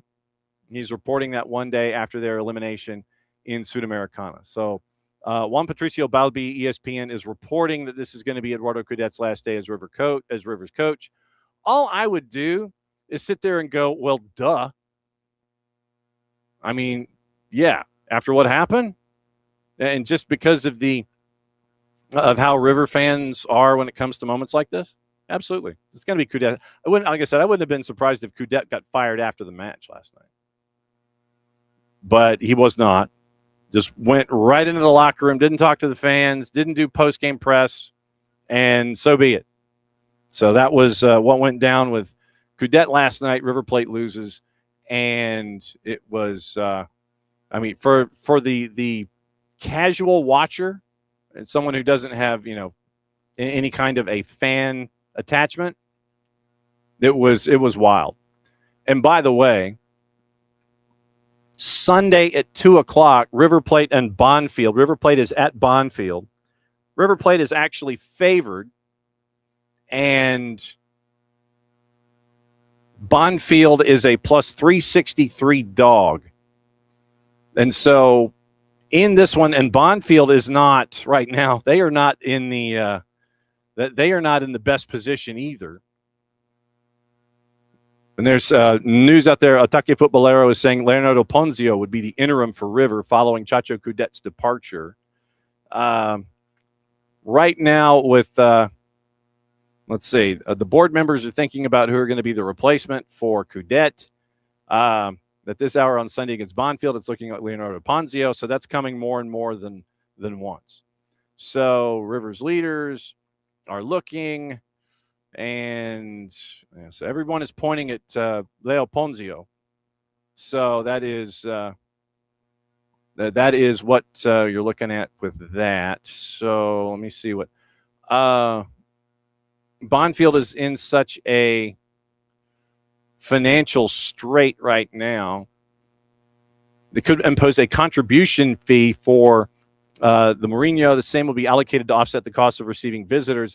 Remains to define the value and scope of it. And you're trying to figure out. Bonfield will make 7,000 seats available for River fans when the team visits El Taladro this Sunday at the Florencio Sola, located in the Osvaldo Fani stand, and the price of each ticket will be $110,000 local. Argentine. So online sales through Global Fans. So you could have a very interesting time. TAS ruled against Bonfield regarding the debt with Necaxa over the purchase of Milton Jimenez. They have to pay approximately $2.7 million. Purchase option agreed between both teams for the forward was $2 million, and the breakdown of the amounts is posted. So CAS is saying Bonfield has to pay more than $2.5 million to Necaxa. They confirmed FIFA's ruling against Bonfield for breaching the settlement. Ruling includes $2.275 million in principal and another $227,500 in penalty, $4,000 in interest, 18% annual interest on the principal until the actual payment is made. CAS held that the breach of an installment validly triggered the acceleration clause, making the full balance immediately due, and that the 10% penalty did not require proof of damages.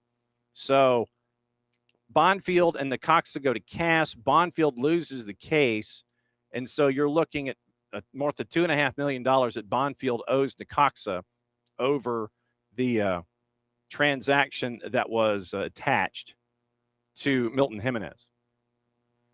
So Bonfield is in a financial strait right now, and it'll be interesting to see what happens. Herman Garcia Grova, by the way, is reporting Marcelo Escudero will be the coach of River against Bonfield. Possibilities being evaluated that Ponzio join the staff. Ramon Diaz, not an option. Escudero, according to Herman Balcarce, Escudero, coach of the reserves, could take charge on an interim basis against Bonfield, shouldn't rule out Ponzio. So Ponzio, Escudero, and you're trying to figure out what it's going to look like. So we'll see. We'll see how it appears on the weekend. But yes, it is not official that Coudet is gone. Nothing is officially official. We have not had the goodbye, thank you for your service email or social media post. We haven't had that yet, but we are getting closer to the idea of what it could be when it comes to what you're drifting toward and the future for River. Well, let's see. So getting into, this. Hang on just a second. All right. So Niko's laptop is giving issues. And so there's that. So Brian trying to reboot his laptop. Of course. So we keep an eye on laptops are lovely.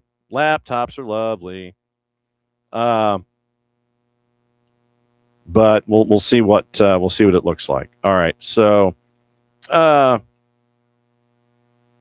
see what that plays like. So what was I looking for here? Atletico de Madrid sent a delegation to London last week to speak to Arsenal about selling Julian Alvarez. La Liga club are adamant they won't sanction a transfer to Barca. We mentioned that. Athletic sources tried to paint the visit to London as exploratory talks for Nicholas Jackson. Sources have told TalkSport Atleti directly informed Arsenal they would consider offers for Alvarez at in excess of £120 million. Arsenal prepared to bid in the final days of the window if Alvarez decides to join.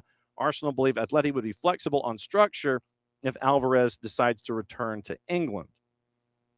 And so keep an eye out on that. Kennesaw and Auburn, 7 o'clock tonight. That is on the Plus. Grizz are at Dalton at 5 o'clock. And Malmo has made their official statement about Stian Gregerson. So that is officially official where Stian is concerned. The other thing that I was looking at was from the Guardian and Ben Jacobs, and it has to do with what we were looking at in FIFA and the latest there, and it appears that it let me see, hang on. So now that things have rebooted, now that I have my new version, because I'm like one of the beta testers for the Guardians app. Okay, so Nick Ames in Monte Carlo. Dateline about 40 minutes ago. UEFA preparing to make a criminal complaint against Gianni Infantino for alleged, quote, criminal mismanagement, end quote, in connection with the failed FFE plan applied for the release of documents related to its conception. UEFA has made separate applications in the U.S. for information, including from FIFA. Request explains UEFA and other interested parties are, quote, preparing to bring criminal claims in Switzerland against Infantino and possible other FIFA officials and advisors for criminal mismanagement under Article 158 of the Swiss Criminal Code. UEFA has used a Section 1782 order in seeking release of the relevant documents. Such a request lets an interested party in a foreign legal proceeding ask for discovery of information from an entity based in the U.S., and FIFA has been reached out to for comment. So we'll keep an eye on that. So keep an eye on that as we go forward. So that came out from Ben Jacobs literally just a little bit ago, and we will let you know what is going on there. So looking at what else is going on, let me get into the early juice boxes. Let me get into early juice boxes for everything going on with Major League Soccer, because I'm anticipating our buddy Niko Moreno's laptop uploading and behaving in short order. Seattle gets the early game on Saturday. They're the 4:30. Chicago Fire comes to town. Seattle's a dog. at a plus 177. Fire a plus 125. Draws a plus 275. Atlanta United favored at home against Charlotte at a plus 133. Charlotte a plus 172. Draws a plus 265. Inter Miami, a big favorite at home against CF Montreal, a minus 250. Crew, coming back from playing in the midweek, favored on the minus side, hosting the Revs at a minus 102. The Revs were a plus 243. Keep an eye on that one. DC and LAFC. LAFC favored on the road at a plus 102. DC's a plus 225. Toronto, plus 145. Slight favorite hosting NYCFC, who's a plus 158. Red Bulls a plus 190, hosting Philadelphia, who's a favorite on the road at a plus 112. Into Harrison, New Jersey. 840 kicks. Nashville a minus 128, hosting FC Cincinnati at a plus 284. Houston, which is where Christian Miles and KCD will be this weekend, a minus 143. Plus 304 on the draw.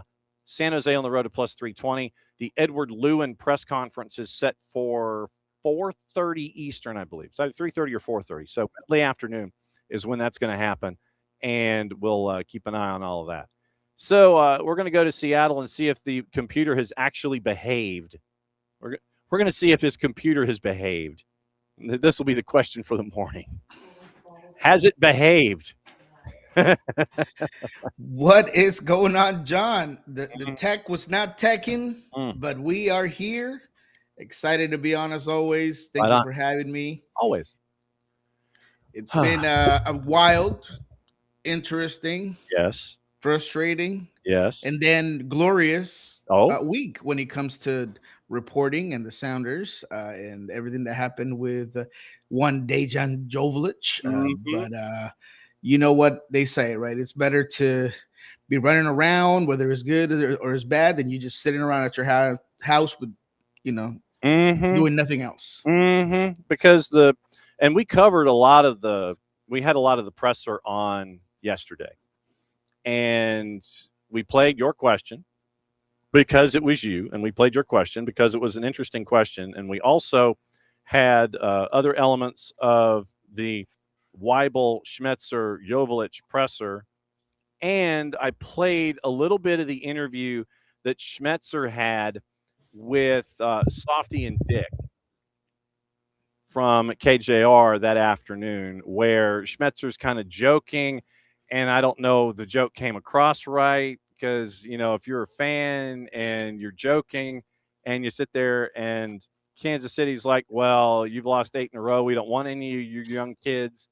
I don't know if you really want to say that joke, but Schmetzer went ahead and said it on Afternoon Drive in Seattle. And all of this stuff going on, I thought it was important to understand that the $6 million, the release from the team says that it's straight cash homie. And then Schmetzer goes on KJR and says it's a little bit of this, it's a lot of this, it's a little bit of this. Is the truth somewhere in the middle here for this $6 million? What is the $6 million? Look, this is Brian with Dave Softy Mahler. I mean, like I've always said, when he gets on that show, he just gets a little too comfortable. He kind of loses some of that political correctness, and he can get him into some not so great statements or moments. And so what I would say is this. Yes, I didn't like that comment about the young guys and Sporting City was but again, he's just being playful, I guess, in his own mind.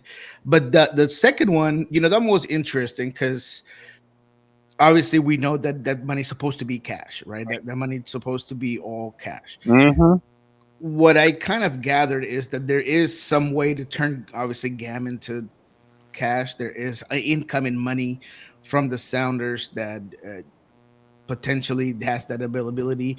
That's kind of where I'm going to leave it because I don't understand it, but there is some truth to that. So what you said is correct.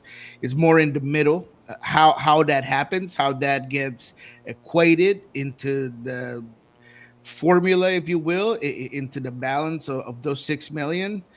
But it doesn't surprise me because, again, people ask themselves, so why do the Sounders mainly look for guys with an MLS? Look, this was a very different type of get, right? I mean, you're getting one of the best strikers in MLS in terms of just being effective on very low chances, and he has been a proven commodity at LA Galaxy, at Sporting Kansas City. He had 18 goals in the worst chance creating team in MLS. So maybe that's why you're looking at it a little bit different. But the reality is that the Sounders, when it comes to using the resources, that's where they can make the most. Is with the Garber Bucks, is within league rules, and so when I heard of the $6 million cash offer or cash transfer, Right. I didn't blink an eye, but I kind of figured that there was something more than just hard cold cash. So it would be interesting to ask Craig Weibel about that at one point. I don't know if we'll be lucky enough to get another front office availability. I sure hope that that's the case, because I did have some remaining questions. And look, you guys saw it's difficult to completely ignore the guy that you're there to introduce. Yeah. Or at least for me as a reporter, right? Like I didn't want to make it all about other stuff, right? And I think a lot of my colleagues that were also asking questions about Dejan Jovlich, but there is a lot of questions that we still kind of have. So it would be great if we got one more opportunity to talk to them and ask them. But to conclude and answer your question, I do think that there is some truth to what Brian said, and it would be great to get some detail and clarification on it. And maybe the clarification could come from the sporting side of things. If David Lee has a press conference on the back end someplace to try and figure out what actually is going down. And we were getting into the juice boxes a little bit before you came in. You were batting leadoff with Chicago coming to town this weekend. What kind of a matchup are you expecting? Is Jovlich just going to be a press and play and, hey, go run, and you're going to start? Or what are they thinking here? Yeah, press and play. I mean, Brian said it during the presser. He said, I guarantee that Jovlich is going to start, right? And that's the whole reason why, multiple times he said, we got our guy. He said, you could have gotten guys, and we looked at guys around the world, but we wanted somebody that didn't have the need to have like a learning curve into the league. He knows the league. He scored in the league. He has been practicing this whole week. And he looked sharp yesterday. I was maybe the only person at training at that time. But look, Jovlich got a couple of beautiful curlers through Stefan Fry. I'm talking about very nice moves, cut inside, perfect pace on the ball. I mean, the spin was there. He has been surprisingly, for me, just very good about understanding what other players like. It seems like there is some good relationships in terms of his play. We've only got to see scrimmages, which you could not necessarily take that as what you're going to see on the field, but everything, even the short-sighted games. I mean, he just seems to be motivated, and he seems to be sharp, and he looks like a guy that just stays in the gym, and it goes back to something the Sounders have always done well, which is player intangibles. They might miss sometimes on like a guy like Pedro de la Vega, where maybe he's just health was not on his side, and they were hoping to get something out of him and didn't quite work out. Maybe there is a problem with like a player like Leo Chu or something like that, where maybe he's not completely to the culture of what the Sounders are, but there's always an attempt to get that right. And I think that Dejan Jovlich showed you that. Look, he had his whole family in the press conference, which I thought was really sweet. He talked about, he made an effort to share that Albert Rusnak did a lot to get him to come to Seattle. He was thankful that he reconstructed his contract in order to bring him here.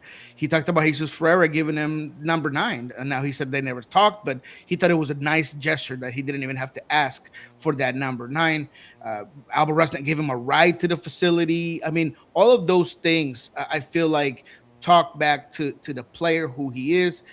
When they asked him what he did, he was like, look, I play chess, I family, and soccer. I mean, that's it. That's all I do. And you could just tell by watching him play that, man, that guy probably stays at the gym, plays a little chess in between, and then he's hanging out with the family.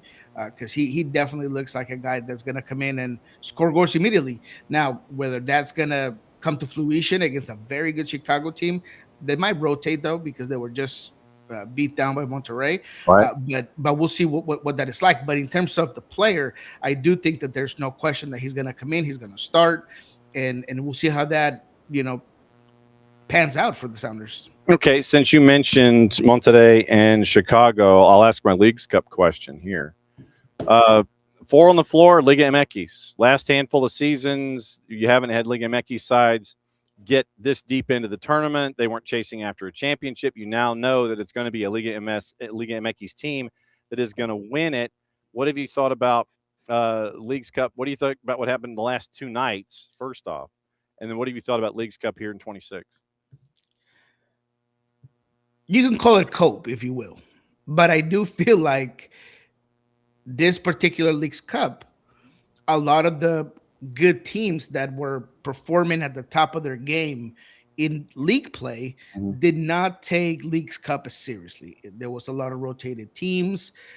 There was just a different feel this year to me. And again, you can call it cope, but I've looked at the Nashvilles, looked at the Inter Miamis. You've looked at all these teams that didn't quite get the new format definitely doesn't work if you're gonna do that, and maybe that's what Leagues Cup wants to prevent, is that teams they could just play the math game and they can rotate here, rotate there. But you saw with the teams that got through, the teams that are right now are not the best teams in MLS. These are not the top dogs. These are the Austins, for Christ's sake. I mean, that's what you had. You had Austin out there playing and representing MLS. So it's hard to ask a team like Austin to, beat a Toluca. Maybe they played better than we thought they would do. If you've got in a playoff situation, and I'll say, my hockey brain comes in here. If you've got a hot keeper, if you've got a hot goalie, that can get you far. Yes. And Brad Stuver was that hot keeper going through the group stage and getting them to this point. And he did get a hand on one of the shots. I think it was on the PK. I think he got his hand on the PK. So Stuver was in a bit of a rhythm. And so really, if you've got a hot goalie, all you need is one. And that's what, Davey Arno and Austin were getting. It's like, just get me one, and we can rest on the defense with Stuver. We've seen that with him in the past in MLS regular season that get them to playoffs. But I look at that, like I said, I look at the same thing like in the Stanley Cup playoff. If you got a hot goalie, that can get you far. I think that's what helped out Austin here. Yeah, and that's part of it. And they were a team that, I still think a very fluid concept, and they've been trying to kind of figure things out. But when it comes to the short tournaments, and I've said this multiple times, and you're a team that's struggling, or you're a team that's trying to, find a way to, by the end of the year, you could have a trophy, you go after this sort of tournaments. The short tournaments are great for that. And I think that Austin put all their eggs in that basket. You saw the rotated lineup they put against the Sounders at one point. I mean, they are a team that clearly was looking to Leagues Cup. Same thing goes for RSL. Look, RSL without Gazzo, man, that's a problem. They look like a team that's limping around. And Leon, they put it on him. Cambido was a bad man. And, he showed you why he is really, really good up top. And they had a hard time just mitigating some of the opportunities that Leon had. And Columbus, that's another team that I think still putting itself back together and trying to figure out who they are. And you can't do that against a team like America. So again, I don't want to make it an excuse. It's just what I see. You can take it. You can have your own opinion on it. But I just did not see the best of the best in MLS get through in this tournament. And I think it was by design. I do believe that a lot of these teams are saying, look, I'm doing really well in domestic play. I want to get a MLS Cup, and that's what I'm going to put all my resources and focuses on. Couple of games that I wanted to get your thoughts on heading into the juice boxes for the weekend. And if there's one outside of this grouping out west, then let me know. Houston and San Jose. San Jose picks up Edward Lewin. That presser is later this afternoon. And you pick him up for basically a song from St. Louis City. And, yeah, I mean, shoot. Well, I mean, from what I understand, Lewin was looking for long-term assurances when it came to his future. He's looking for a long-term deal with his contract ending. St. Louis City wasn't looking for that. They weren't giving him those answers. And he's like, okay, shop me. And San Jose's like, yo, fam, over here. And for, 300, I think it's 350 somewhere. It was less than 500,000 in Garber bucks. You get Edward Leuven, a proven scorer and facilitator, to be added to San Jose. I don't know how many minutes he's going to be getting for the matchup in Houston, but they're a dog at a plus 320 heading to Houston. And St. Louis City, hamstrung Houston last time out. So I'm intrigued with this one. I think that's an interesting one. But look, San Jose has been such a disappointment in the second half of the season, if you will. Yeah. I mean, that 5-1 beatdown against Minnesota was a little bit embarrassing. So I really do think that I like Lewin. I think he's a very good player, especially when it comes to set pieces. I think he's going to bring in another guy aside from Niko Shakiris, who, whether it's coming back from injury or having to be the guy now, right? Everybody's got tape on you. You kind of took the league by surprise, and you were this revelation, and we were all talking Niko Shakiris, and then all of a sudden you come back and it's not the same, and people know how to play you, and maybe now there's pressure. So having another guy, I feel like it's really going to help this team out. But I still think that a lot of times it's about not having a way to control the game. I feel like in the midfield, they're a team that's very easy to sometimes pass through. I also don't think that they have a guy that could sustain and change the pace, the rhythm. He's going to dictate tempo. They don't really have that. So, it was interesting. I don't see Lewin like a guy like that. He's a guy that's higher up the field that's going to help you there, not necessarily in that first line of your holding mids. So that's kind of the problem that I have with San Jose. So, man, I still like Houston, man. I really do. Yeah. And obviously that's what the numbers are telling you. But Houston is a team that just has more playmakers. And it's kind of funny that we're saying that because we got, Timo Werner on the other side. But it's just about where you are right now. I look at Houston and it seems like whether you might not see it for 90 minutes, but there is like 15 here, 15 there, where the team just clicks and it's the right movements and you're pushing on the side. And you know that Guillermo is going to put one away. And there's just seems to be a very cohesive team at times, and I think that once they can figure out how to sustain that longer, they're going to be an even bigger problem. So yeah, I'd have a hard time taking San Jose in that one for sure. And then SoCal Classico, high five, San Diego City and LAG. The Chucky Lozano revenge game. San Diego minus 120, LAG's a plus 261 on the road at the Murph Dragon. What do you think? Oh man. That looks like a draw to me. What's the draw? Plus 303. Wow. Well, I see it a little bit different. I do think that this is one where both teams are struggling to a certain sense, and San Diego has gotten some interesting results. And I think the Galaxy, I don't know if we'll see what happens with Chucky. Maybe let's talk about Chucky after this game, because right now, and I don't know what you think, John, but it hasn't panned out. And you did give a DP spot, and look, it's in inner league, so we all thought that it was going to work. And Chucky's a big deal. He really is a big deal, right? And you were hoping that was going to maybe drag in a certain amount of the fan base, but I have seen and heard more criticisms about Chucky and that move now than anything else. So it's going to be interesting how it plays out, but I do see this game being a draw. Like, everybody's going to think that it's going to have all kinds of goals and it's going to be the revenge game. I see this game like a 1-1 draw. Oh, wow. Okay. So you're on the underside of all of that one. All right. So since we've seen you already have a very, very busy early part of the week, what else is going on Pulso Sports and Sounder at Heart we need to know about? Oh, yeah. We actually got some news on that end. So, look, obviously, we're going to have our Friday show with Jeremiah O'Shan. But if you haven't seen what we call the DP pod, right after the DP signing of Joe Village, that was a good one. We were directly from Long Acres, or Providence Swedish Clubhouse and gas station.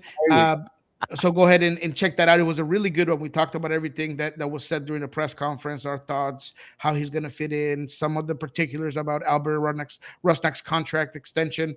So check that out. On Friday, we're going to have what we learned this week. And maybe next Monday, but if not next Monday, the Monday after that, I will be starting a new show for the Sandra Hyde Podcast Network. It's going to be an afternoon show on Mondays. We are talking to the co-host right now. We had quite a few, interviews, and we reached out to a couple of people in terms of who we wanted to be the co-host. I think we found our guy. I think people are going to enjoy it. We're going to provide some really fun elements to the show. We might have some giveaways. So, make sure that you guys get tuned in whenever we provide that first day. That the opening day is coming up at some point soon. So we're shooting for maybe the Monday after next. Okay. So go ahead and wait for that. But I just wanted to get that out there early so everybody can start to figure out if they can put that into their schedules. Yep. So Labor Day Monday will be hopefully what we earmarked for the Niko Moreno afternoon extravaganza. Niko Moreno afternoons with Niko. So man, I got to get John to host this show, man. Hey, look. If depending on what time of the afternoon it is, if you need me to come in and parachute in to talk about East Coasty stuff, and I'm not doing high school football material, just go ahead and yell at me and see if you want me to come in and crash. I'm going to hold you to that. I'm going to hold you to that. I'm going to need all the help I can get, my guy. I appreciate it, man. But as always, it is a pleasure talking to you. We'll see what happens. We'll be obviously at the Chicago game. That should be fun. Greg Berhalter, Jovalich's first game. I mean, it should be pretty interesting. I'm wondering what the atmosphere is going to look like, but you're going to see it. You're going to hear it all from me next week. So have a good one, everybody. All right, we will certainly do that. And he's going to go get he's going to finish his cup of coffee and his breakfast, and he's going to discipline his computer. He's going to sit there and smash that thing all over the place. All right, that is it for today. Remember, Maddie and Jason are at Mercer, 5 and 7:30 on the plus, and that'll get your day started when it comes to all of the soccer that's going on. Doubleheader up in Dalton involving Georgia Gwinnett. We're going to catch up on the women's side of Georgia Gwinnett, ranked top 25, and they had a tough matchup the other night. We'll talk about the season. Tomorrow, it's going to be Georgia Gwinnett women. It's going to be Tuskegee men. We're going to catch up with Coach Tarpley, I want to say like around 9:10. I think Matt Tarpley is going to bet leadoff, and then after that, it's going to be Georgia Gwinnett, and then we'll work our way through. And it looks like Javier Perez, the Atlanta United Director of Methodology, is going to be joining us at 10:30. Lori Lindsay set to join us at 10 o'clock. To start the chaos from our friends at Apple TV. So thanks to all of you folks for coming in and crashing as you always do. Let's see. Thanks to Abby. Thanks to Will. Thanks to David. And let's see. So thanks to Alex, Morning Lokeville. I'm trying to see if there's anybody else that I have missed. I think I got everybody. So there's Will and David and Abby and Alex, and I think we're good. So mucha plata to all of you. Mucha plata to all of you. Back at it again, 9:05 tomorrow morning for a Friday, and we'll take you through the colleges. We'll get you ready for the pros, get you ready through all the things with all the guests that we have and all the cool stories leading into yet another weekend here at SDH AM. See you in less than 22 hours. Since it is the end of the show, that means one thing. It means I get to do this. Back at it again, 9:05 tomorrow morning. Mucha plata, y'all. See you in a bit.